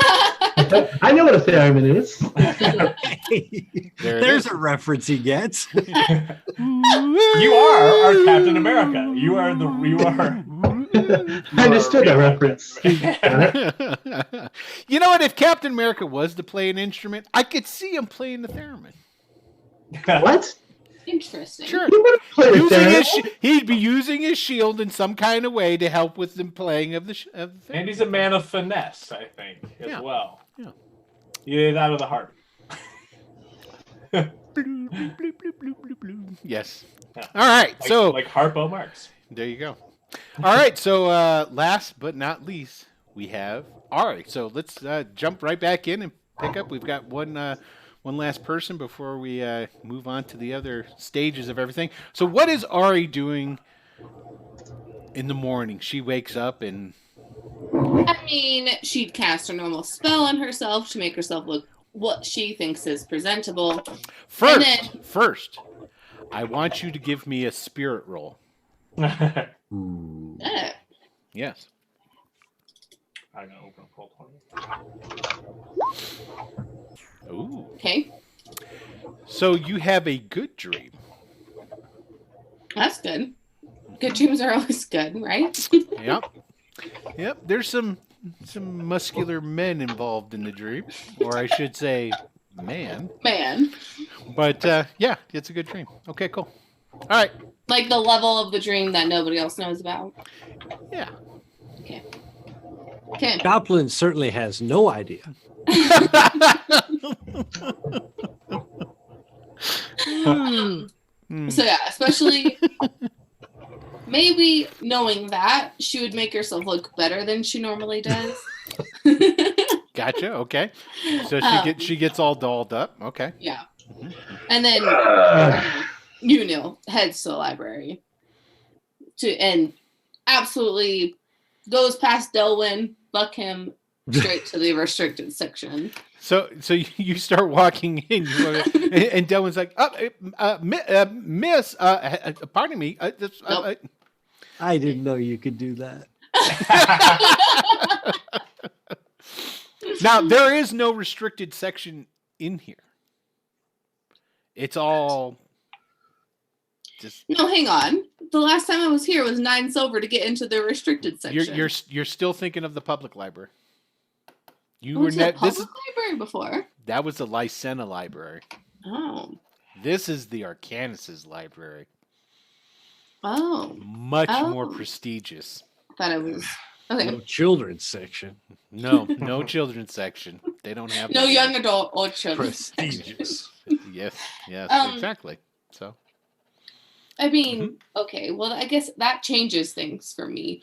Can I find what I am looking for without talking to Delwyn? oh, now you want to talk to Delwyn, do you? Well, I guess I would walk around, see if I could find. Well, my way yes. around. Why don't we do that first? So what we'll do is I want you to go ahead and give me a common knowledge roll and a notice roll. You can do in either order. It doesn't matter. Well, just notice first. 11. Wow. Okay. So you see, and And then yes, you are able to figure out without having to. Delwyn does come and try and talk to you, but you do you like just basically ignore him? I wouldn't ignore him. More or less, just like, what would be the situation that he would come to me if I was like looking at a section of books? Actually, what it is Ah. he himself he doesn't come to you himself. What he does is he gets a page that Oh, I there- would definitely ignore a page. and then he sends the page over to ask you if you need any assistance and to ask who you are. Maybe. I take it you're wearing your. Yeah, Okay. I am wearing this stuff, and if he asks who I am, I'd say I'm Ari. But I would say I'm Ari, and I'm looking at the books and whatnot. Okay. And so basically what happens then is the page will go back with that information, provided if you didn't need any assistance. If you needed assistance, he would help you right then. Then he would hurry back to Delwyn to tell Delwyn who the snooty wench is. I'm sorry, who the lady is who came in to the library to look at stuff. Right, but both my roles, I figure I don't need help. No, you can find everything you want. You have enough of experience with these things, and you are able to sniff it out. It takes a little bit of looking. Right. It's not like you walk straight, there it is. Oh my God. But Right. you start, you start looking at the shelves, you see how it's laid out, you see how they have things separated and so forth. So what are you looking for? I mean, mostly right now, because I know mostly right now just a history, who he is. I know because I'm obviously infatuated with him, and I know like I just want to learn as much as possible about him. Okay. So and what makes me so special in his eyes. Okay. Excellent. So basically what it is I need you to give me that research roll that we've been so wanting to do. 15. Yeah, baby. So you find several tomes. Basically what these tomes are that you end up getting a hold of are you get deep history books on the times of the Celestians. Okay. Right. And what happened and was going on during that time period, and it is like a very in-depth breakdown. So what you're able to learn from that, and especially with that great ass 15 roll that you got there, you got how many raises did you get out of that bad boy? It's just two. Yeah. So you got 2 raises out of it. That's pretty awesome unto itself. So what you're able to learn is essentially how the whole thing with the Celestians started. Yeah. How they came in the world and came to be. And you got to learn about there's 13 really powerful Celestians that essentially rise to prominence and carve up the world. Okay. Into their own domains and what have you. You also find out that there's degrees of these Celestians. So like a hierarchy within their own ethnicity. And you find out an awful lot about, and you saw a little bit of this when you guys were on Castra, the island, and you guys were tripping balls after you were underneath the moon and you were drinking the special stuff. You find out that there were essentially half Celestians. Okay, and the Celestians themselves made a bunch of these half Celestians by fucking the hell out of the local populace. Okay? As you do, Well, yeah, you're a conqueror. It's what you're going to do. Now, Right. what it is the people who they could breed with were humans. None of the other races could they breed with. Okay? And so they were able to make a bunch of these half Celestians that were coming around. You also learned that pretty much half Celestians were, as a race, exterminated when they were able to finally repair the rifts within the weave that powered the Celestians here on this plane of existence. Okay, so you find all of that out. Okay, Zapharish is he was one of those 13. Okay. Right. And I wouldn't expect anything else. Of course. And he ruled essentially what was now Zada and Castra was all one. That's the myths that you heard according to these books. That's all true. Yeah. There was a much bigger island that was in the center of the Mavi Sea at that point in time, and he ruled his section, which is basically all the Mavi Sea region and all the lands surrounding it. From there, you also learned that Azael, that name pops up a couple of times in reference to someone who worked for Zaprish. Okay. Okay.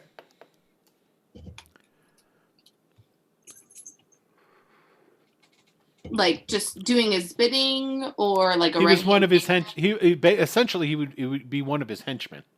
man? Okay. So that's what you are able to discern from all of that. Is there anything else in particular that you're looking to find out about? I mean, I think that I would probably look for some information on Pearden, just because.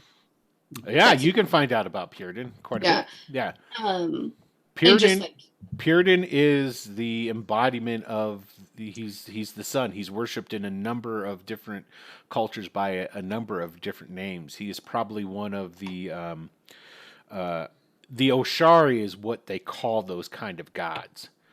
And they're gods who become into existence through the worship and the acknowledgement of people of it being.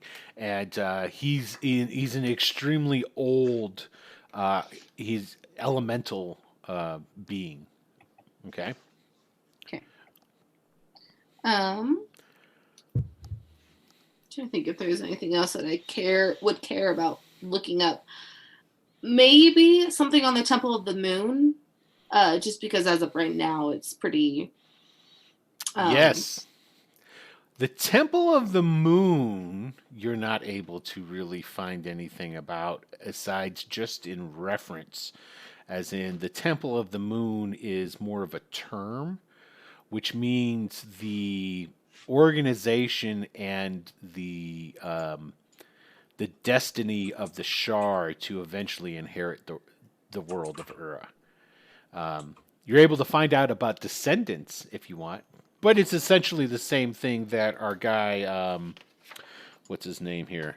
Akala, the Shar that you guys met, the one guy who's the Grand Master. Because basically what he told you is that you do learn this. The Shar, much like the elves, have had a schism. Okay, the Shars just happened a lot earlier than the elves did, and essentially there's some of the Shar that decided that essentially they must become caretakers of the magic of the world, which makes sense why one of them is here at the Arcanus, to make sure that these other races don't fucking destroy it.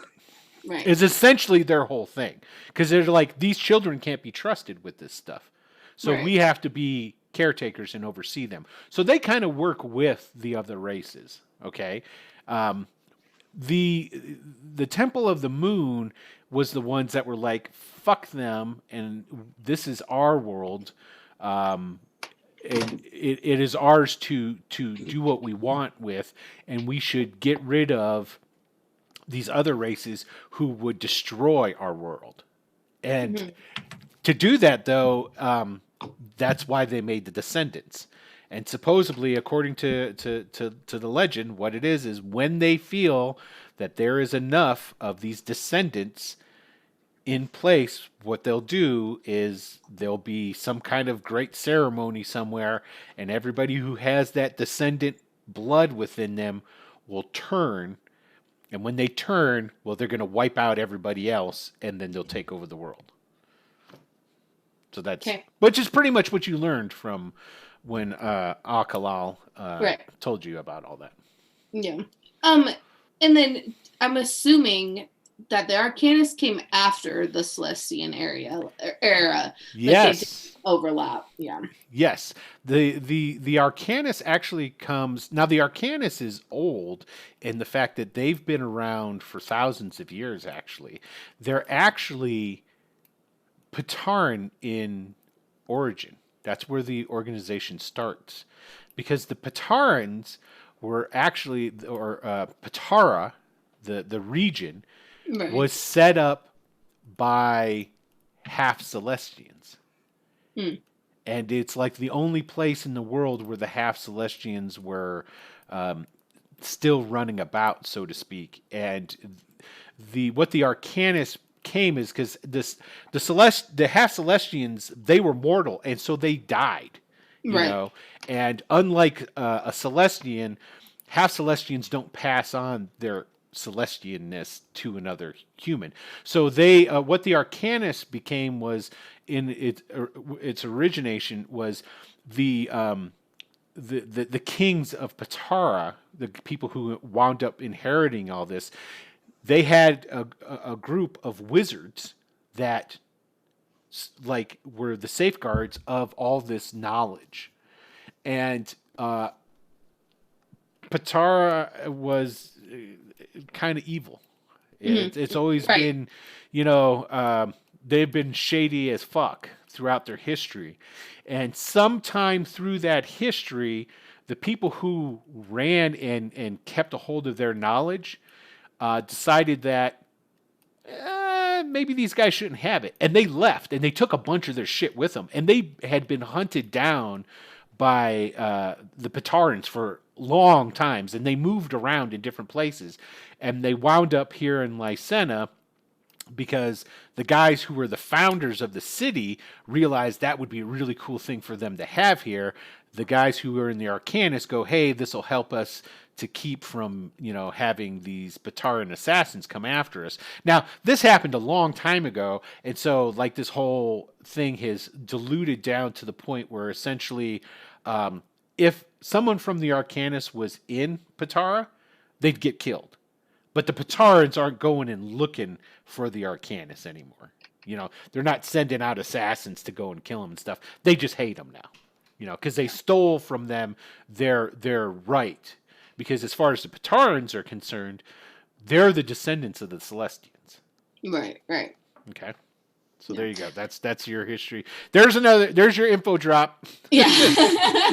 We had to wait until after the break. The last thing I'd be looking for is to see if I can learn the language that Zaphrish was speaking to more easily communicate with him. It's Celestian. And yes and no. You can learn the words, and if you want to start learning it now, that's not a problem. When you get the ability to buy something with your experience and what have you, you can take it as a as like a what do you guys call those? They're like your special abilities. They're Edge. Your edge. Thank you. That's the word I was looking for. You can take it as an edge to know Celestian. The difference between knowing Celestian and being able to really speak Celestian is the fact that you're not a Celestian. Right. So it works like this. You can understand what a Celestian says. You can even mimic the words that a Celestian says. But when Celestians talk, they don't just say words. You feel the words. You feel the emotions that they're trying to get across to you. That's why if you're in the presence of an actual Celestian, them just talking to you can like hypnotize you and stuff. It's like super. So that's essentially how it is. Now, if you want to continue to research that, we can do a little something where maybe you can tap into the real power of the language of the Celestians. I mean, I think that's probably what I would do, at least for the rest of today, if not longer. Yeah. Well, it's important to, instead of just go, oh, Zagrish, you could go, oh, Celestian in the proper language. Just saying. It's important to me, okay? Yeah, that's what I'm saying.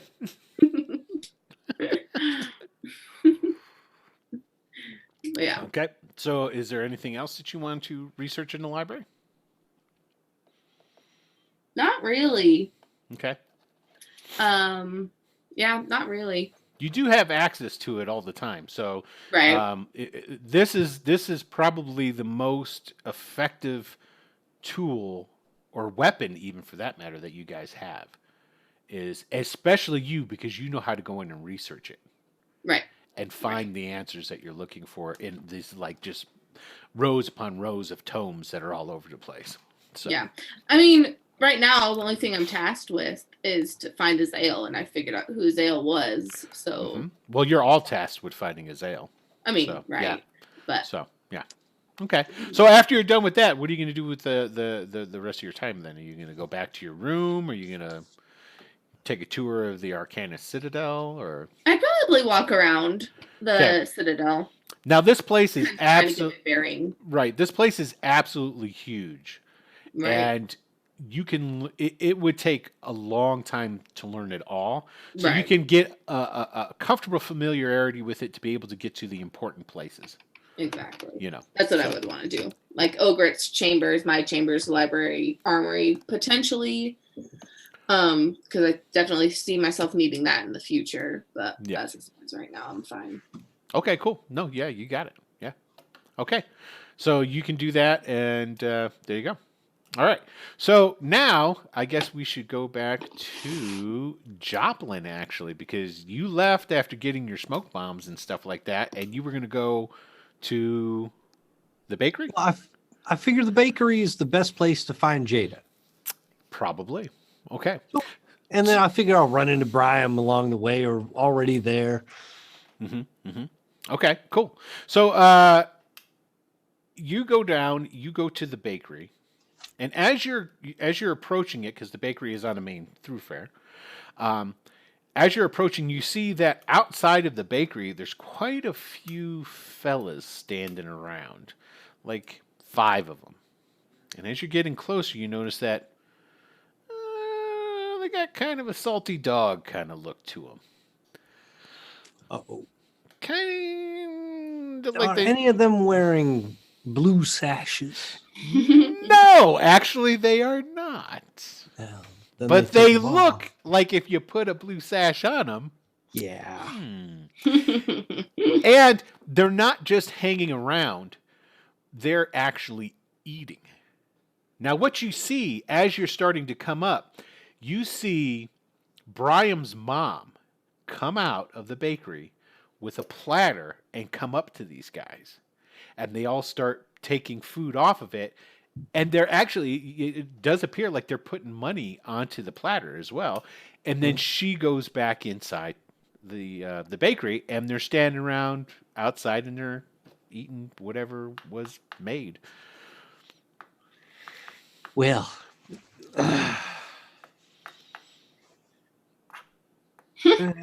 Yeah, yeah.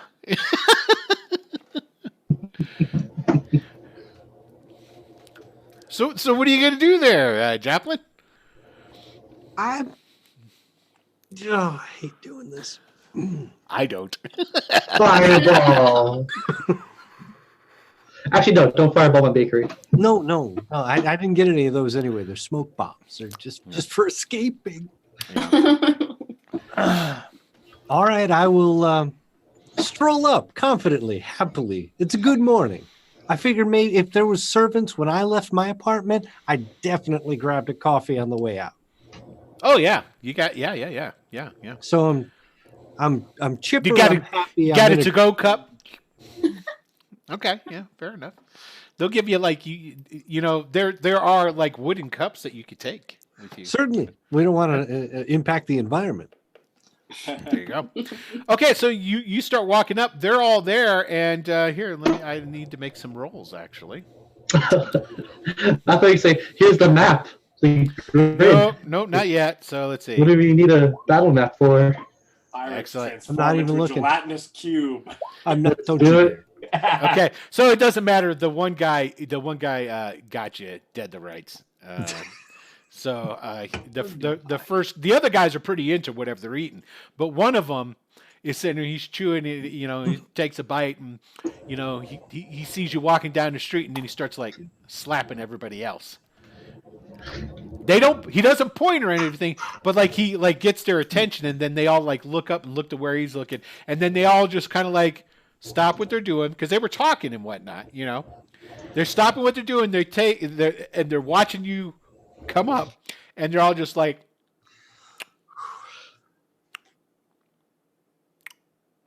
Morning, boys, gents. "Howdy, Joplin."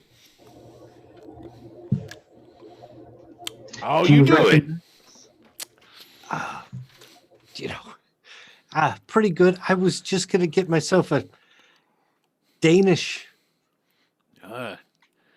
And the guy who noticed you is the guy who's talking, and it seems to be like of this rabble, he maybe is the guy who's in charge. His tattered pirate clothes are just a couple notches above the other guy's stuff, and he goes, "Is that what you're gonna do with all that treasure you pulled off the island?" All right, wait, Buy boys. buy a Danish. Before you start, can you give me just 2 minutes? Well, start. I don't know what you mean. Start. We're having my breakfast. sister's here. I haven't seen her in forever, and I just, I want to say hello. I don't Yeah. want to worry her. I'll come right back out, and then we'll proceed. We'll pick up right from where we left off. Well, just to let you know, we've been keeping an eye on your sister for you. Yeah, I figured. Mhm. Thank you.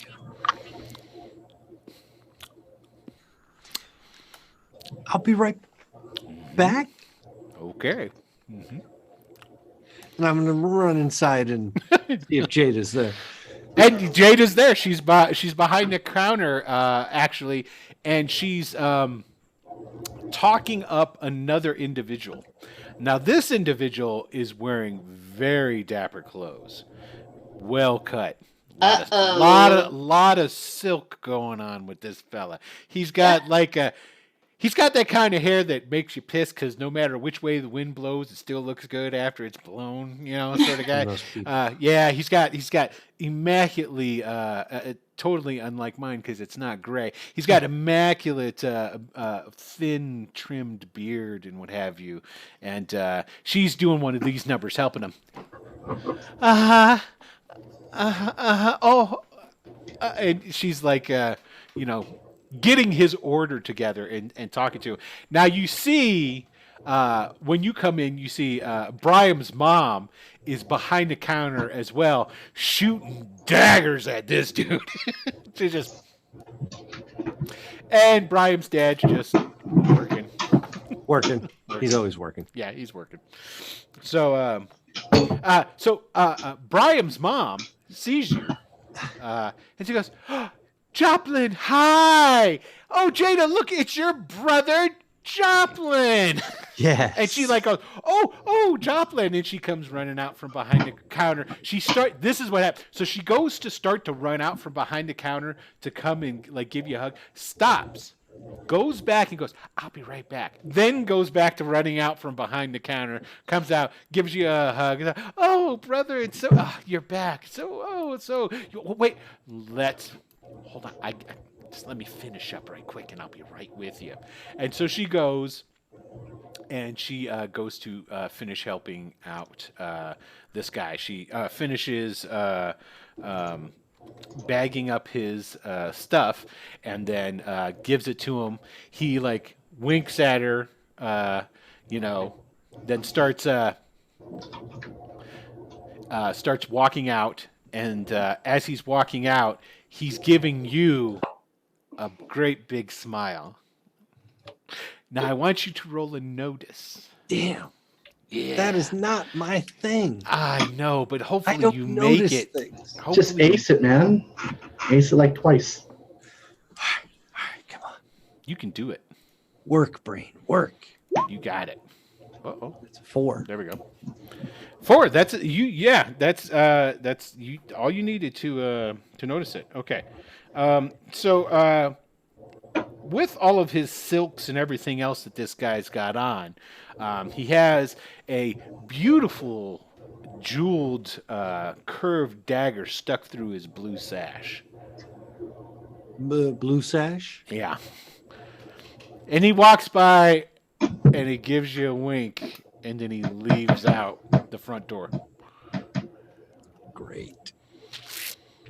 And then Jada comes running up and he goes, oh, Joplin, you're back. Where's Brian? And his Brian's mom is there. What's your mom's name again? Pam? What was it? Freyna. Freyna.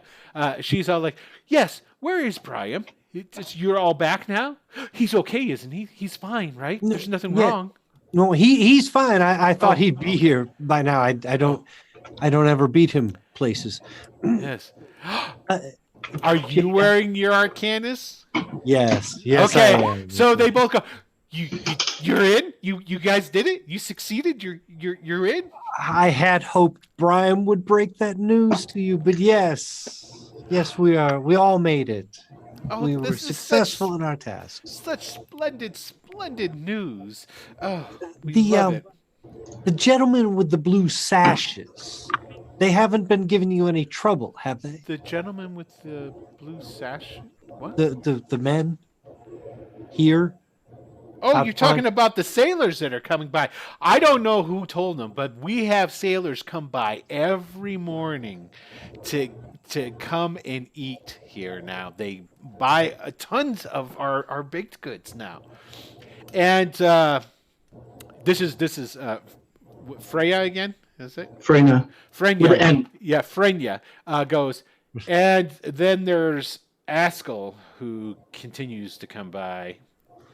And for a second there, you see that Jada actually gets embarrassed when she says that.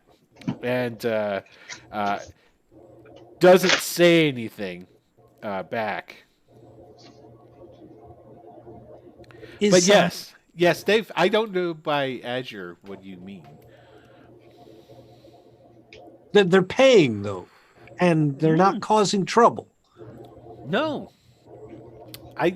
Why would the sailors cause trouble? They're coming No, here I to just- get breakfast. Concerned, I see a And rowdy bunch out in front of your store. yes. I fear the And worst. Frigna doesn't like Askell. Askell's a merchant. He's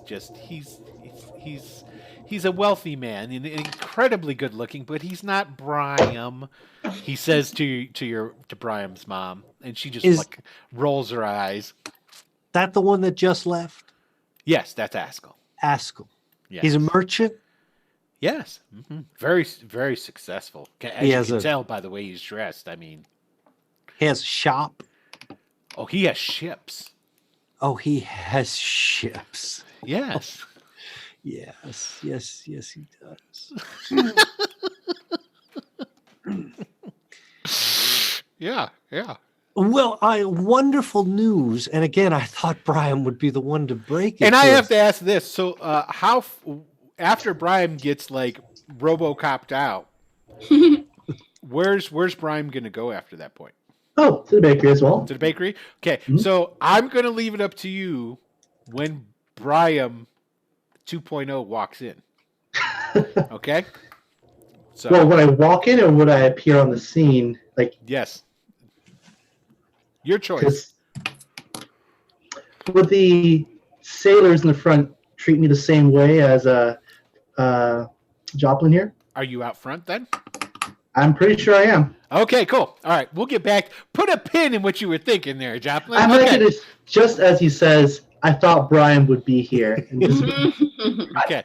So you come walking down the street. Now you're getting a lot of looks in your armor because while men in armor are not uncommon, you do see them, especially like with the what are those guys called? The Iron League. The mercenary troop that is based in Lysena. And then there's like different types of just men at arms that are mercenaries and what have you.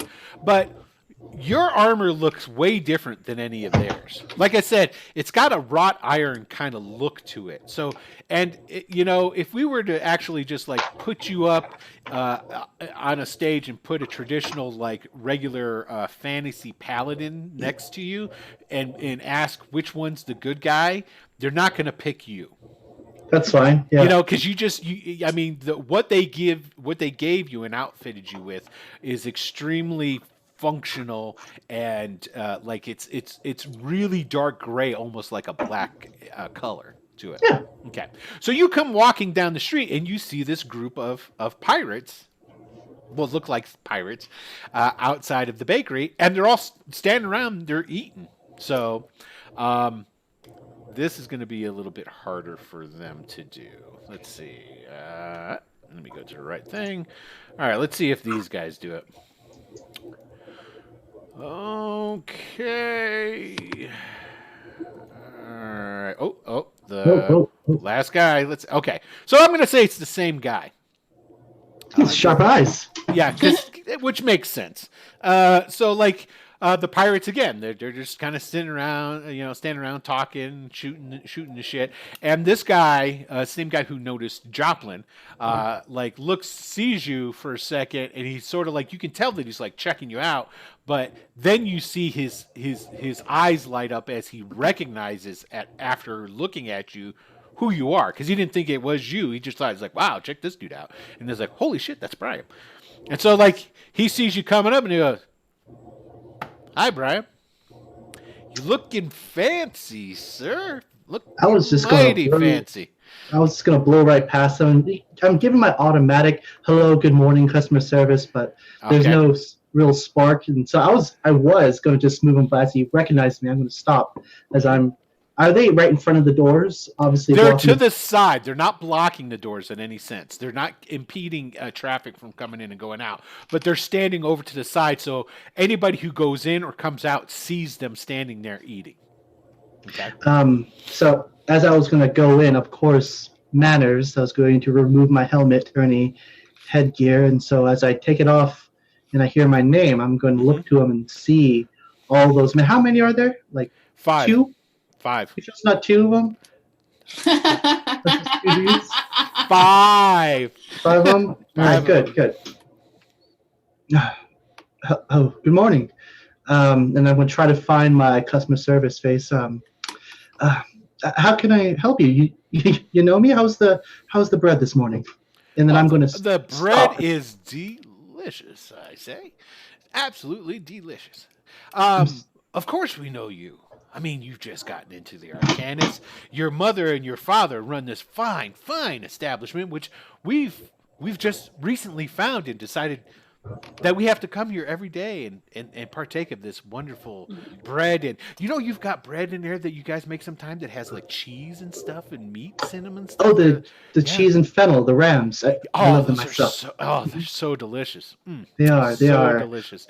Yes. And I'm going to try to as I'm talking to him, do I recognize this specific guy, or is he just letting me know?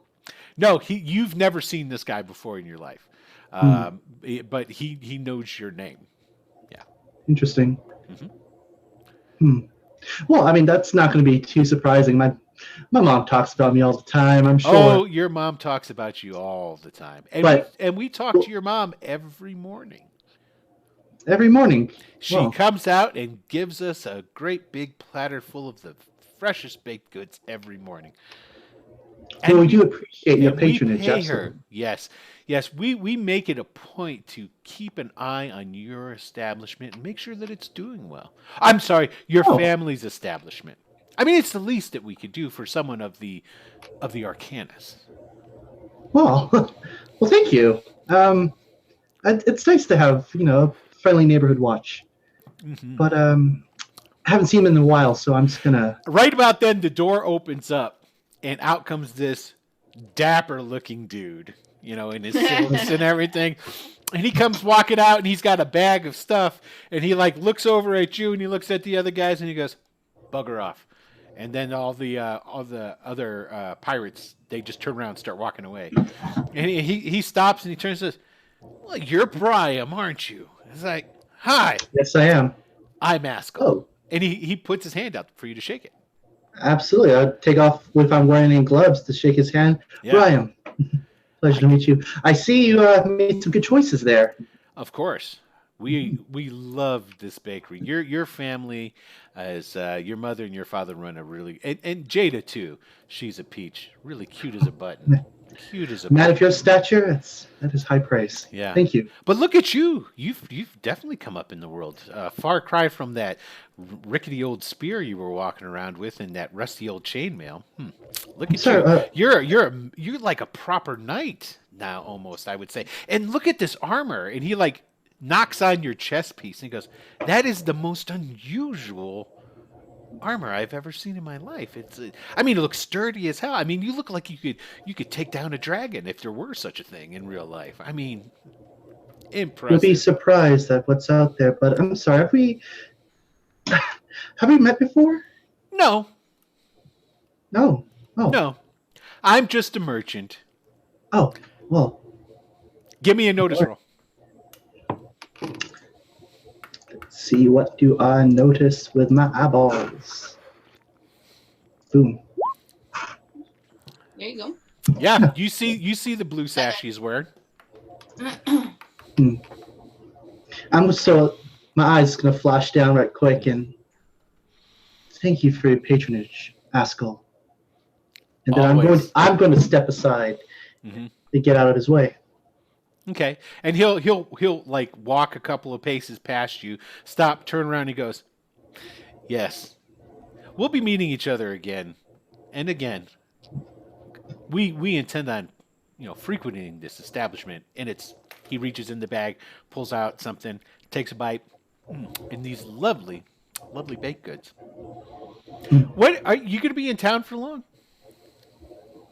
Well, I Or you don't know. going out on another adventure to go and get some treasure or something, or whatever you Arcanus folk do? We do have a purpose now, I think. Who knows what the future holds for us?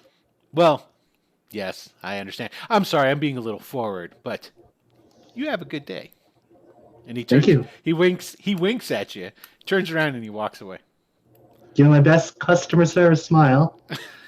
And as he leaves, I'm going to turn back and throw that door open and then run through.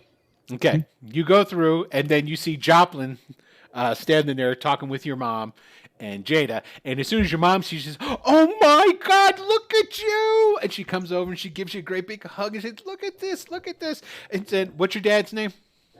Gregum. Gregum.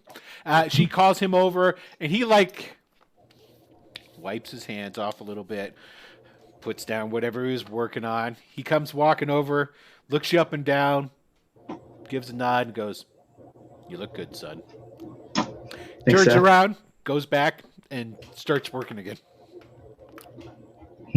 So you're Arcanus now? Oh my God, I can't believe it. My son is in the Arcanus. Look at you. You look like a proper knight. I mean, you could use it. Could you get a different color though, maybe? I mean, this is fine. I mean, Function. yes, I understand function, but you kind of look like a bad guy. I mean, it's like, in all those stories you used to be reading, but anyways, you're in the Arcanus. That's all that matters. There you go. Why don't you put your like Joplin? See how Joplin's wearing his nice tunic, and she smooths it out for just. You could put that over the top of that. It would be cooler too because the white would help reflect the sun, and it wouldn't be. Well, the tunic, Joplin, is quite a pristine thing. I don't want to get it messy. You can, as you can tell, it's very rough armor, but yes. special occasions, remember? Yes. And Jada's just standing there very quietly, waiting her turn. Helmet's on the table. I see Joplin over there, and Joplin's right next to Jada. Is that right? Yeah, yes. And so as I wave to Joplin, I'm going to look and, morning, Jada. Oh, hi! And that was her cue. So she just goes right in. Hi! She jumps up and gives you a big old hug. Oh, look at you! You look like a... And she's like, "Yes, you look fabulous. Oh my gosh, you're spectacular. Doesn't he look spectacular, Joplin?" Yes, he does. Very much so. Oh, you're on Muted. You're on mute, Tony. We can't hear Thank you. You look like a badass. Yeah. Just like I always wanted you to. Yeah. Are you gonna give him the books? I didn't find any yet. Yeah. I'm gonna have them at the Arcanus. I'm gonna step back right quick and take a look at Jada and notice that is she perhaps wearing a apron that used to belong to someone else? Like you? That belonged to my mom? Oh, she's wearing an apron. Yeah. Yeah. Your Oh. mom is too. I mean, it's No, not it's- May I craft some of this and say she Go wore ahead. my mom's old apron? Oh yeah. You tell me. I think she is. And Yeah. Mom, is that your... I'm going to pull her to the side like, is that your old apron? I know it fits her so well. I mean, You told me that you... Well, you were going to give that to, when you and Dad were trying, and Well, Why is she wearing it? well, honey, we can only have you. You're our only child, and we love you dearly. And well, Jade has kind of become sort of like, the daughter we never had. And she thinks the world. She thinks the world of you. I'm gonna look over. What does she look like at this very moment? Oh, Jada.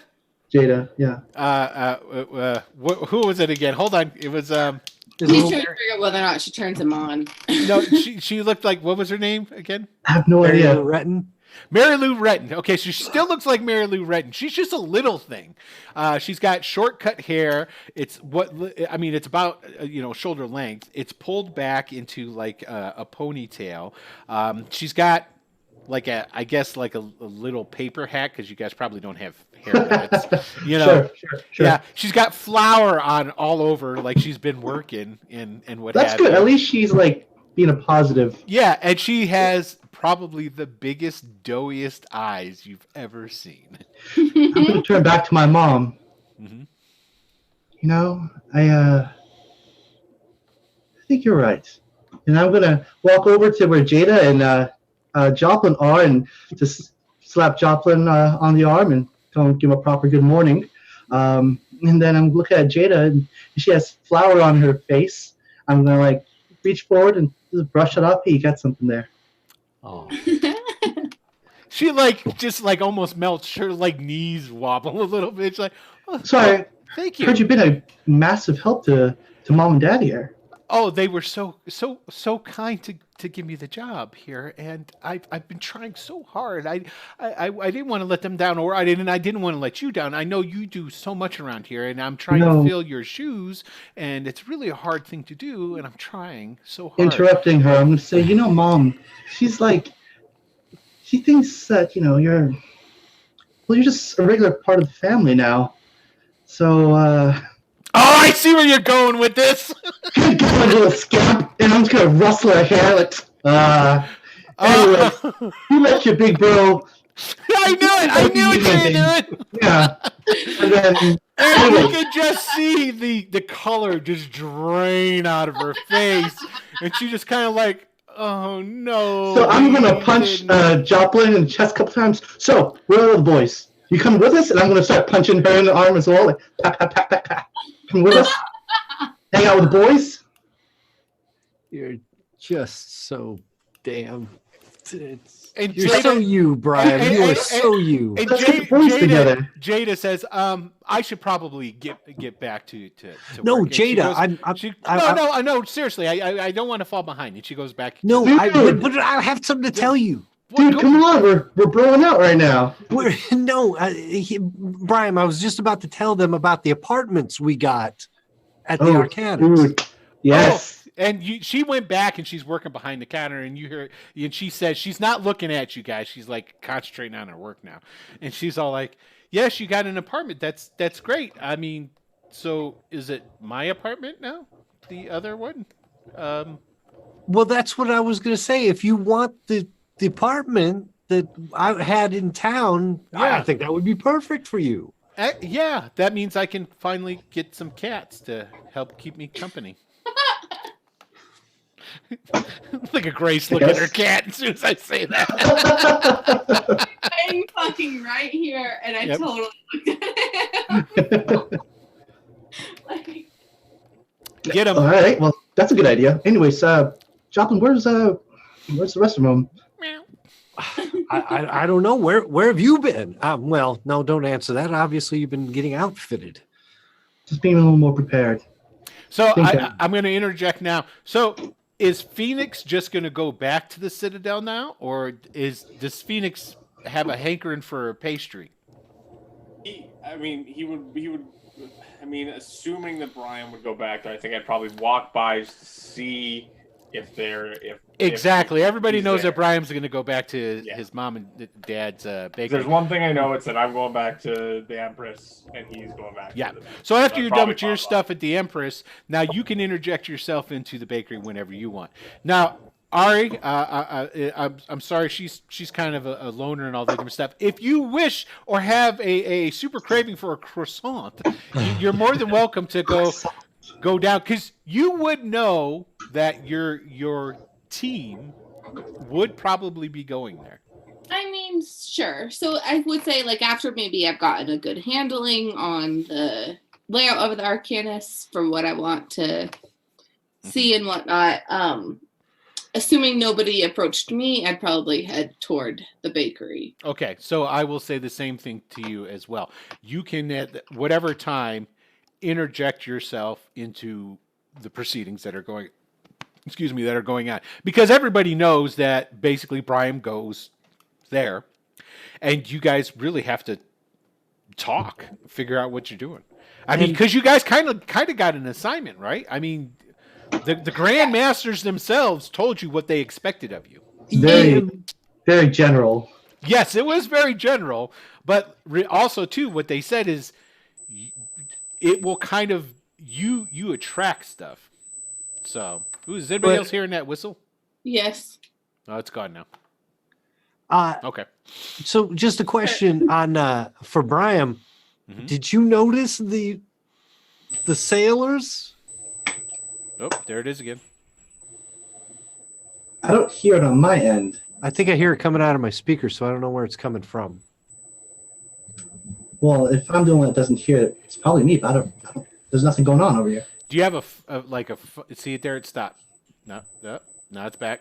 It's Nothing somebody's poor dog is going to be going I'm crazy just right turning about now. stuff down here and see if that helps. There it is. Okay.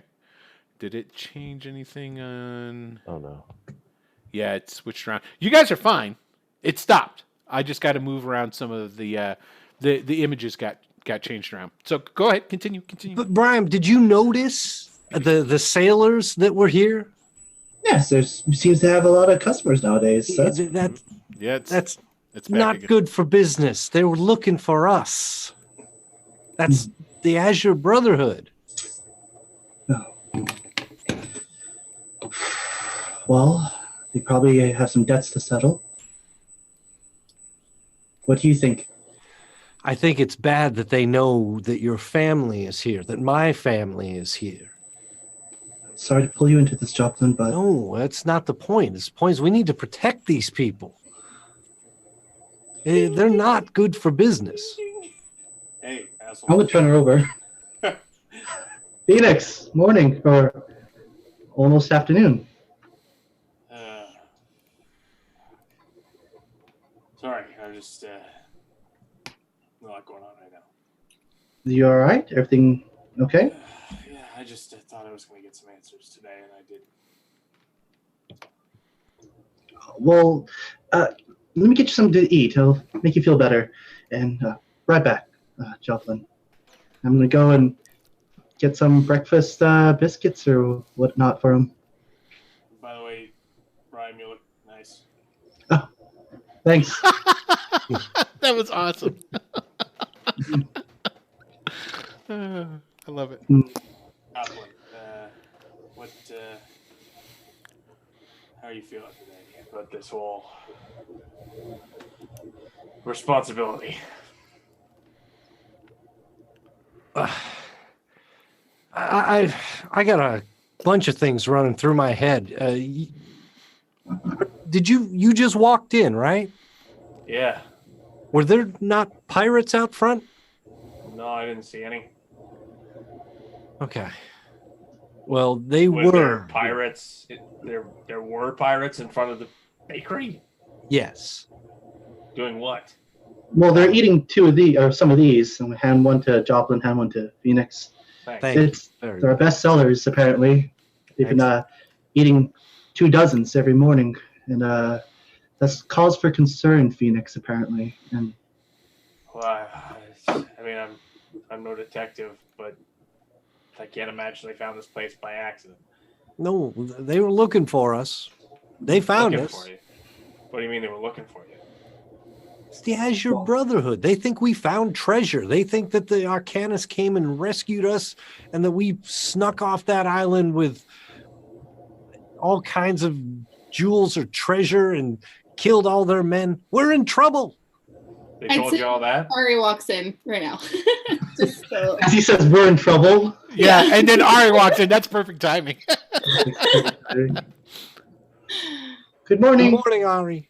Good You morning. should try one of these. They're delicious. Yeah, No, And so- Brotherhood approved, apparently. On cue, gonna go back there and get her one in like a minute. Yeah. Well, Filler and Joplin, Pirates, threats, family, trouble. I mean, the pirates are going to be following us from here on out. We have to. Well, Wait, if they know to come here to find your family, then they know where I'm from too. you were the most public one of all of us, pretty much.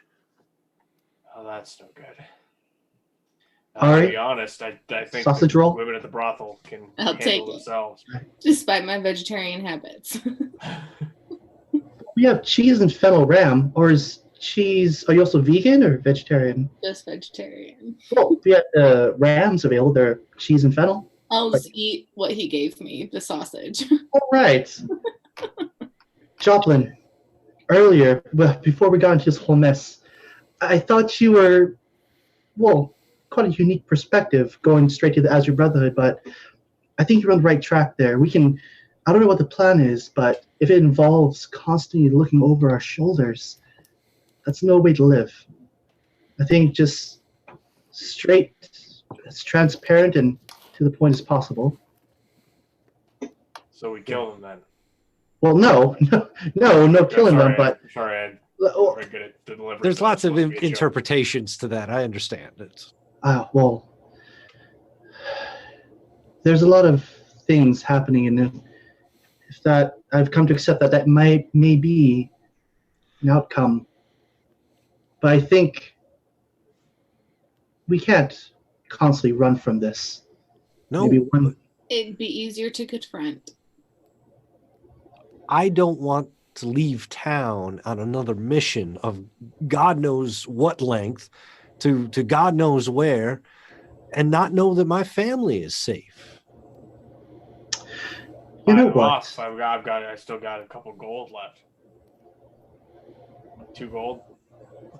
What do you mean left? You spend it on. That's a lifetime's worth of money. I did. I gave it away. Money, right? Things do cost money, but all I have is Okay. I'm gonna look around and see that we're here in my bakery. Give me 1 second, guys, and I'm gonna walk over to my parents and ask them about how's the food going, where the specials, anything, any inventory coming in, any excess How of much money they're ingredients. Not money, but essentially, if there is enough that either I can give them some of my silver. I still have like 14 silver left over to definitely have a special running. A special on whether it be rams, maybe a different type of bread, maybe it be pumpernickel that's very famous. And I want to give a certain captain maybe a constant complimentary delivery every morning. The Captain Troika of the centuries. You're just But of smart course, boy. we don't have any runners, so it's just me, my parents, and of course my little sis over here. So I think the sentries will need to come by and pick it up. Little sis.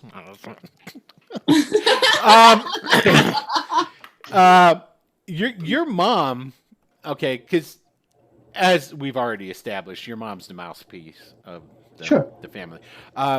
She tells you straight up, business has been booming. We have never done so much business. We were actually thinking of hiring on somebody else because we're doing so well right now. I mean, and son, it's like you're trying to give her this silver. Mm-hmm. She's like, she takes it. She's like, where? I mean, it's I don't. Are you getting paid this much money? She's like, Mom, you've given me so much. It's the least I can do.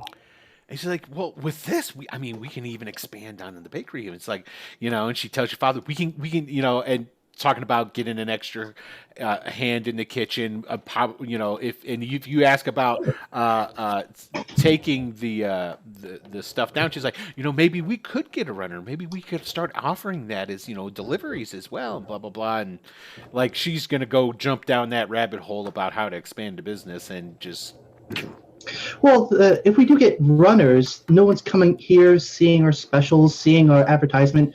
I think runners, let's put that on the back burner. Have people come here, like maybe the Sentries can send a runner. Well, we can always find some. There's plenty of those little street urchins running around, those ekitars.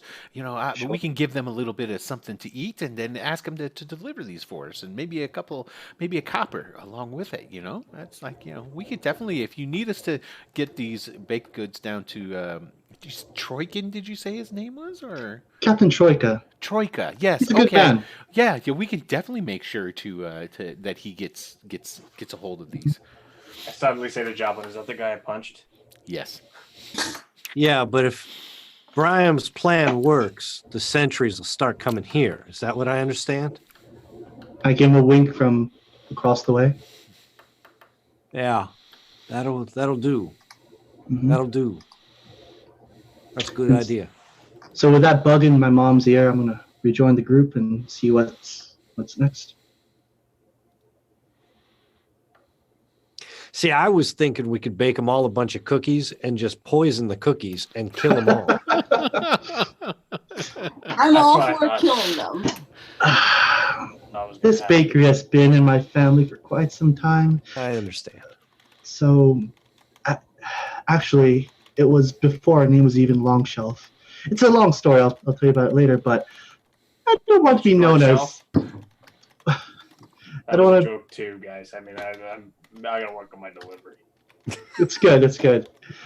I don't want to have a reputation of poisonous cookies. I'm just, If you kill everyone, there will be no reputation. Let's keep the killing to when we have to.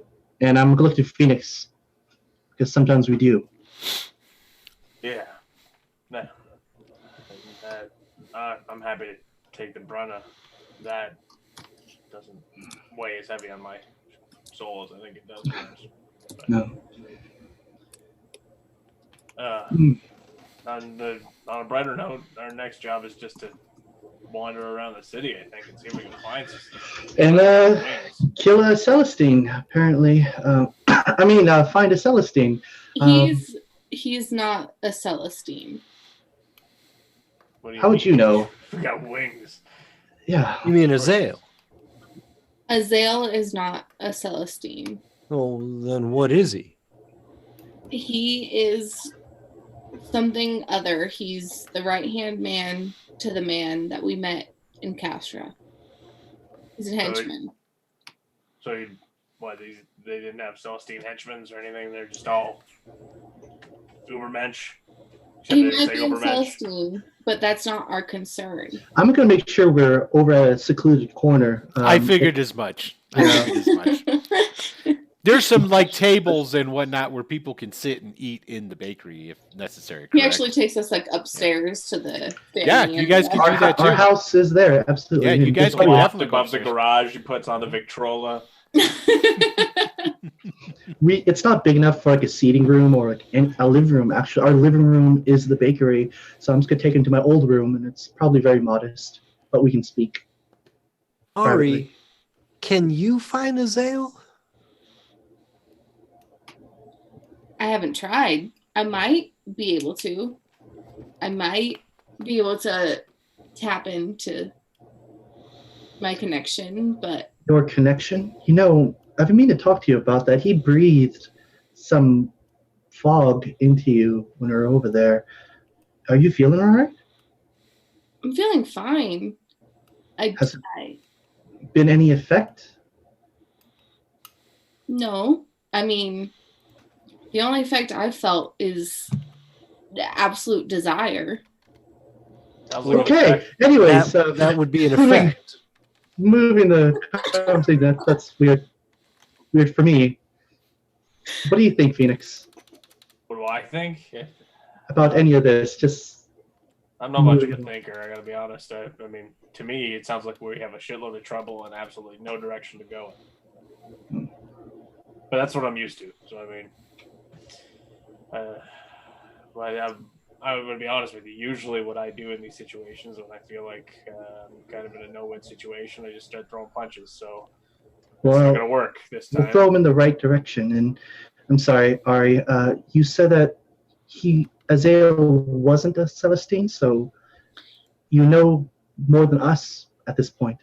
I spent my morning in the library, the Arcanus library. I've learned a fair That amount. place is a joke and then got crap. Well, did you talk to the librarian? I did. He didn't have anything for me. That's your problem. Oh, well, okay.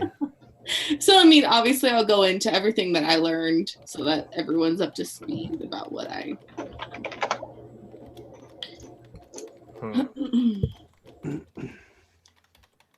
But yeah, Info basically, bomb. just I know that Azael worked for Zafrish as a henchman.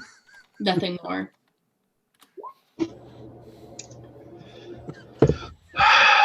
So if he's not Celestine, I didn't whisper those, did I? No, I I didn't. don't think so because I think everyone heard them. Oh, okay. I just won't look. I love surprises, so I'm not going to look. Joplin will. Here, I'll just do. I gotta I know. thought I did the whisper right, but I apologize. I just did a bunch of vigor rolls to bury that so we don't It's see it. slash- Oh yeah, let's do that. Let's do that. It's /W, right? It's /W. /W, then keep typing. Don't press enter because that adds a new Yeah. command into it. I There it won't is. say Oops. anything unless I did Phoenix W/. notices it being gone. You don't have to say anything. That was just for you. Don't worry Oh, about I it. don't know. Okay, well, I knew that. Wait, in case I notice what being gone. Yeah. Do I Sorry, get to make chat, a roll? Yeah, watch the last episode for that. Mhm. Don't worry about it. Wait, Phoenix, in case I notice something being gone? No, no, just Joplin. Oh, okay. This is pretending that didn't happen because I don't know what happened. Anyways, so this Azael, can he be killed? Why would we want to kill him? I don't know. It looks like we're talking about killing a lot. Well, I believe that's what the Arcanus wants us to do. Or do they want us to find Zafrish? All the they Arcanus- said was that they wanted us to keep tabs on Azael. Nothing about. They wanted you to Yeah. find Azael and then let them know where he was. Well, There was Azael- heavily implied death involved. well, let's not go Azael. off. Let's cross that bridge when we come to it, not go by assumptions. What we do know for sure is that I don't know, unless you guys have a way, I don't know any way to find Azael. He knows where this place is, and he said he'll find me when he needs me. That's all I Last know. time he was in an Azure Brotherhood. You just want to start knocking some of those guys out? I'm totally down for that. We can't do. We're at a dead end with Azael until he finds us, or until we find a way to find him. Next on the list is to deal with this, Joplin. Our families are here, and Phoenix. I'm sure the Empress is. Well, we can safe to assume. Let's plan for the worst. That they know where the Empress is and its Yeah. connection to you. But the Empress has security built in. They do. I mean, I was part of that before to some degree, but I mean, there's people kick a lot more ass than I can in there. And as I'm going from Joplin to Phoenix, I kind of see Ari. Wait, Ari, do you have anyone who we need to think about? What do you mean, think about? Well, I have my family, Joplin as is, and there's the Empress for Phoenix. Is there? I don't want to say. Well, how do I put it? My family is long gone. There is no one left. There is no one they could hold over me. There is no one in my life.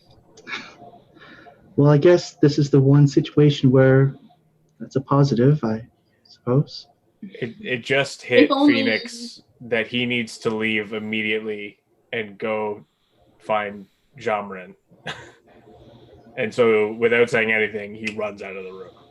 And Whoa. Ari, I mean, I'm having some pretty good luck here with Brian. I've got 3 brothers at home too. Just a thought. I am not interested. So- I'm sorry. Phoenix just ran somewhere. I was just gonna say, so Phoenix just runs off, and the other two just keep talking. I mean, to be fair, I'm gonna run outside and maybe I can catch his back leg as it turns a corner just to see if. Yeah, you can totally like up. go. You can totally follow him. You can. Yeah, I'm not being stealthy. I'm just. No, I'm not gonna follow him. Just like I don't have his urgency, but I have a what is going on. So I'm gonna stop as I exit the bakery and kind of look and maybe see the general direction of where he ran, and I'm not gonna chase after him. Okay, you see him just. I mean, All right. I don't. He's running someplace. You I'm don't, just you don't gonna- know where. Throw my hands up and like must have been important and give him the benefit of the doubt. And there Go back must be someone who. Well, hang on. Would it be the opposite direction as the Empress by any stretch of the imagination? Different neighborhood, yeah. Yeah, he does. Obviously, I guess he's not heading towards where the Empress Yeah. is. Must have been someone who wasn't affiliated to his home. So Yeah. I'm gonna go back at this point. I kind of meet up with the other two. So, Azale, as your brotherhood, is there a third thing we need to consider?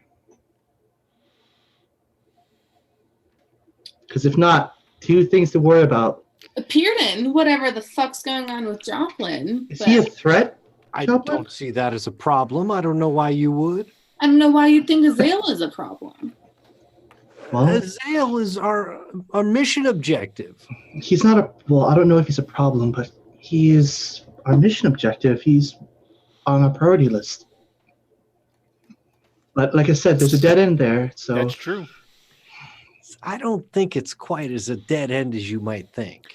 I mean, to stay, to keep having these good digs that you are enjoying and access to a sweet ass library, you kind of got to give the Arcana something a little back. Just throwing that out there. thanks, voice in the sky. There you go. Apparently, that voice is very helpful. What do you think we should do? If we're trying to find information, if Azale is here in the city, you know who we might need to talk to, what peoples, and it's going to cost us a little.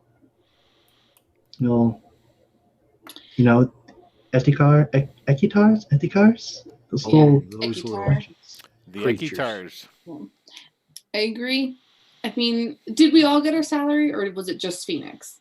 Phoenix got his right now, but everybody's going to get a stipend.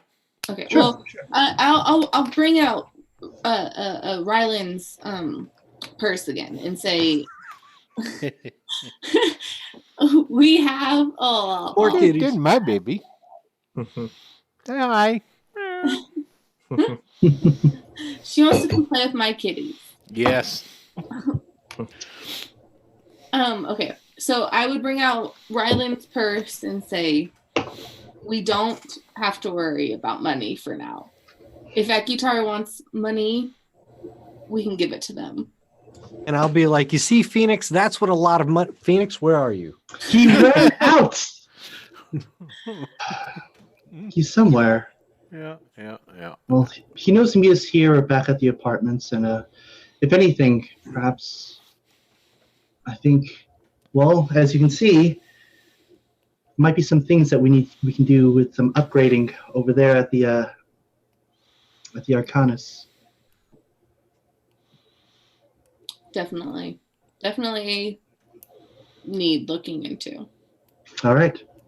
Well, let's get out of here before you get roped into some chores, eh? Oh, rope. That's right. I got to swing by my apartment and I got to pick up my Zarkosian rope basket. Ooh, Oh, There you go. who are you intending to tie? So, Phoenix, what's the doorman's name again? The other guy. Lorraine. Is there more than one? Faring. There's, depends who's on duty. Okay. Like, ring the bell. Faring. Mhm. Yeah, Faring. So you're going back to. I always want Jomrin. I picked a name that starts with an X.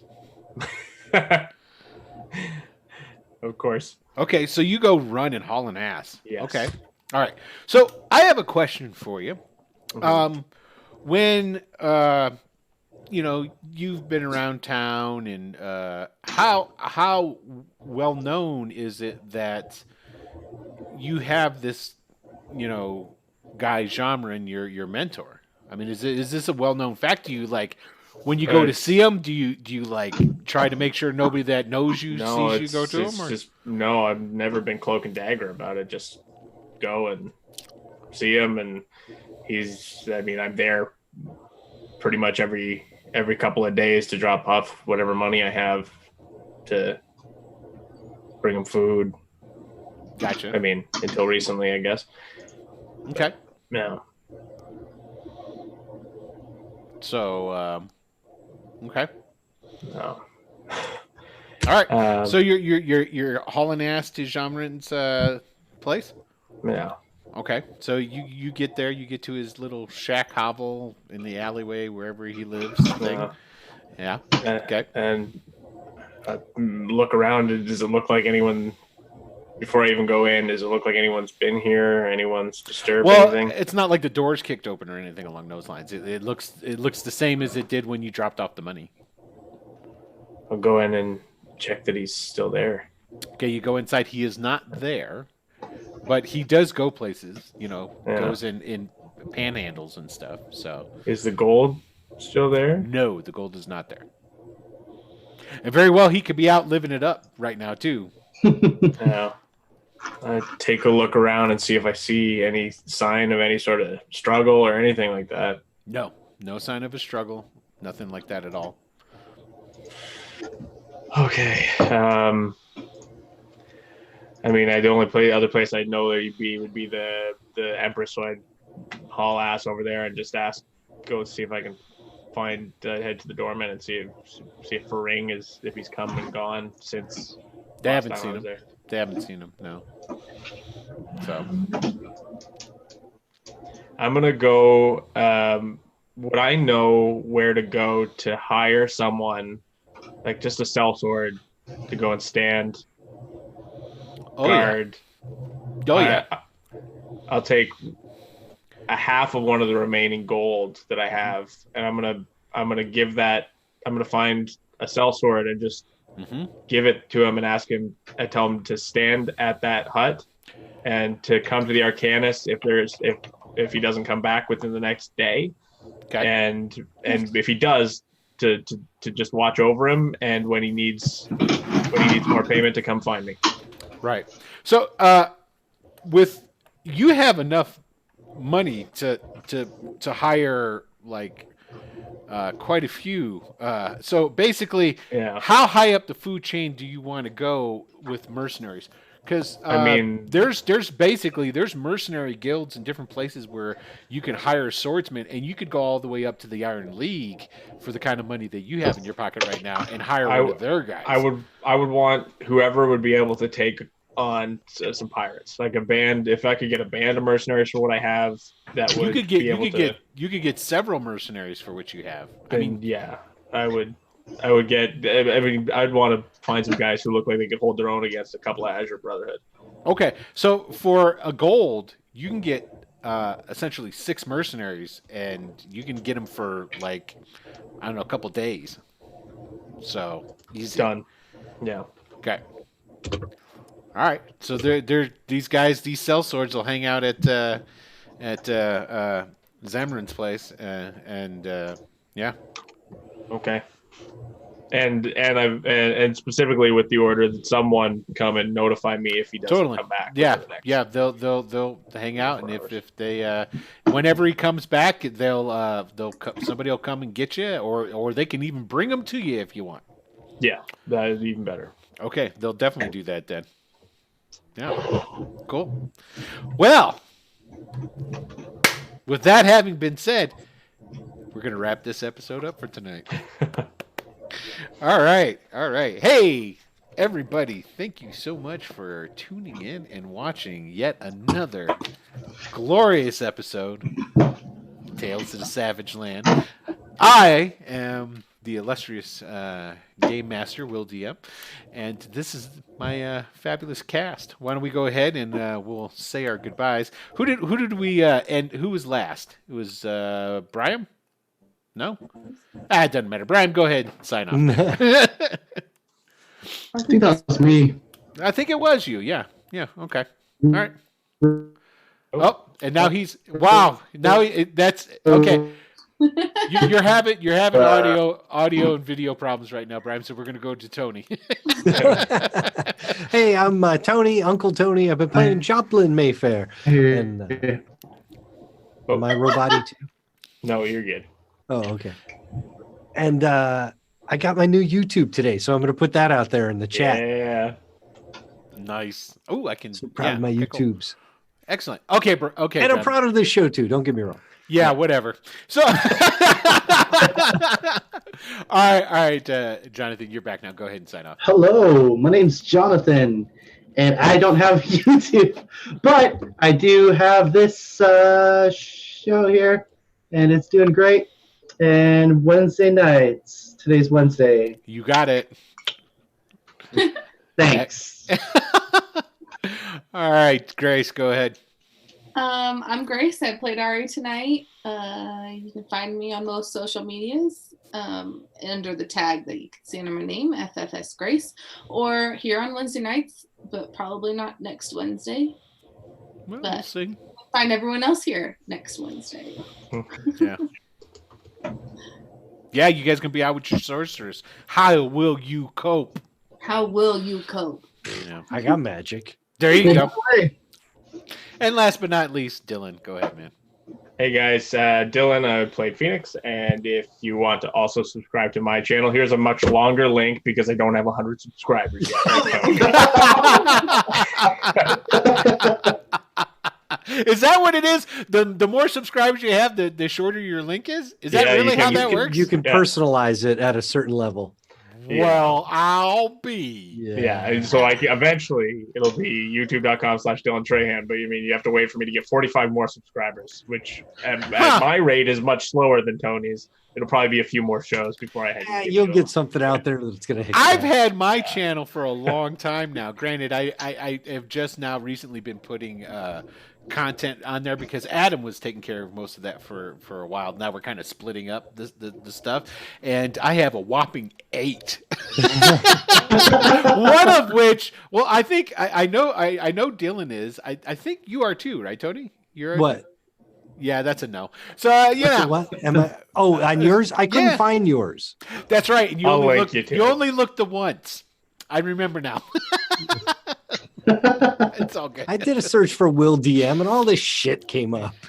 All joking aside, do go and subscribe to Tony's channel as well, though, because Yes, I'm seriously, definitely going to do that. He's got a lot of heat going now, and the more we throw behind him, the faster he'll grow, and the faster he'll balloon our little Exactly. dog and pony show. I'm here. hoping for a little reciprocity, like it Yeah. all goes in a circle. And You know, I think so. There's no karma goes around. That's all I gotta say.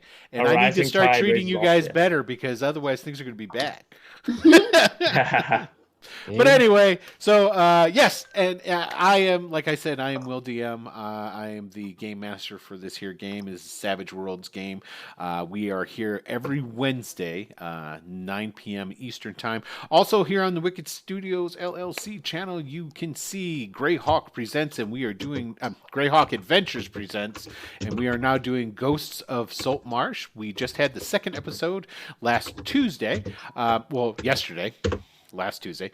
And that is every Tuesday at same time, 9 p.m. Eastern time. You will find that as well. So I do want to say, if you like what you see, tell your friends. Please follow, subscribe if you want. Also, down below, you can find links to the Discord channel where we do put some stuff on from time to time. Matter of fact, Tony's, I don't know, did your videos go up there for sneak peek before they went onto YouTube? I did. So there you go. So you get I don't know if I did for every episode, but definitely the first two. the first two, Throw 'em yeah, up for there sure. first. So you can definitely, go there and check that out. You can also go on and tell me what a terrible or great job I'm doing. All in your, you And know. you can speak to him directly in real time. That's And true. Make him feel Actually, bad in real time. yeah, and you know what? That technically could happen, and you never know. You never know. But also below, and I didn't really say anything tonight, but if you could, we're trying to get to 200 followers currently. We're at 157 or 158, I think, right now. So tell your friends, have them check us out, and we appreciate everything that you guys do for us. So with that having been said, I want to say thank you very much. Peace out and have a good night. Bye.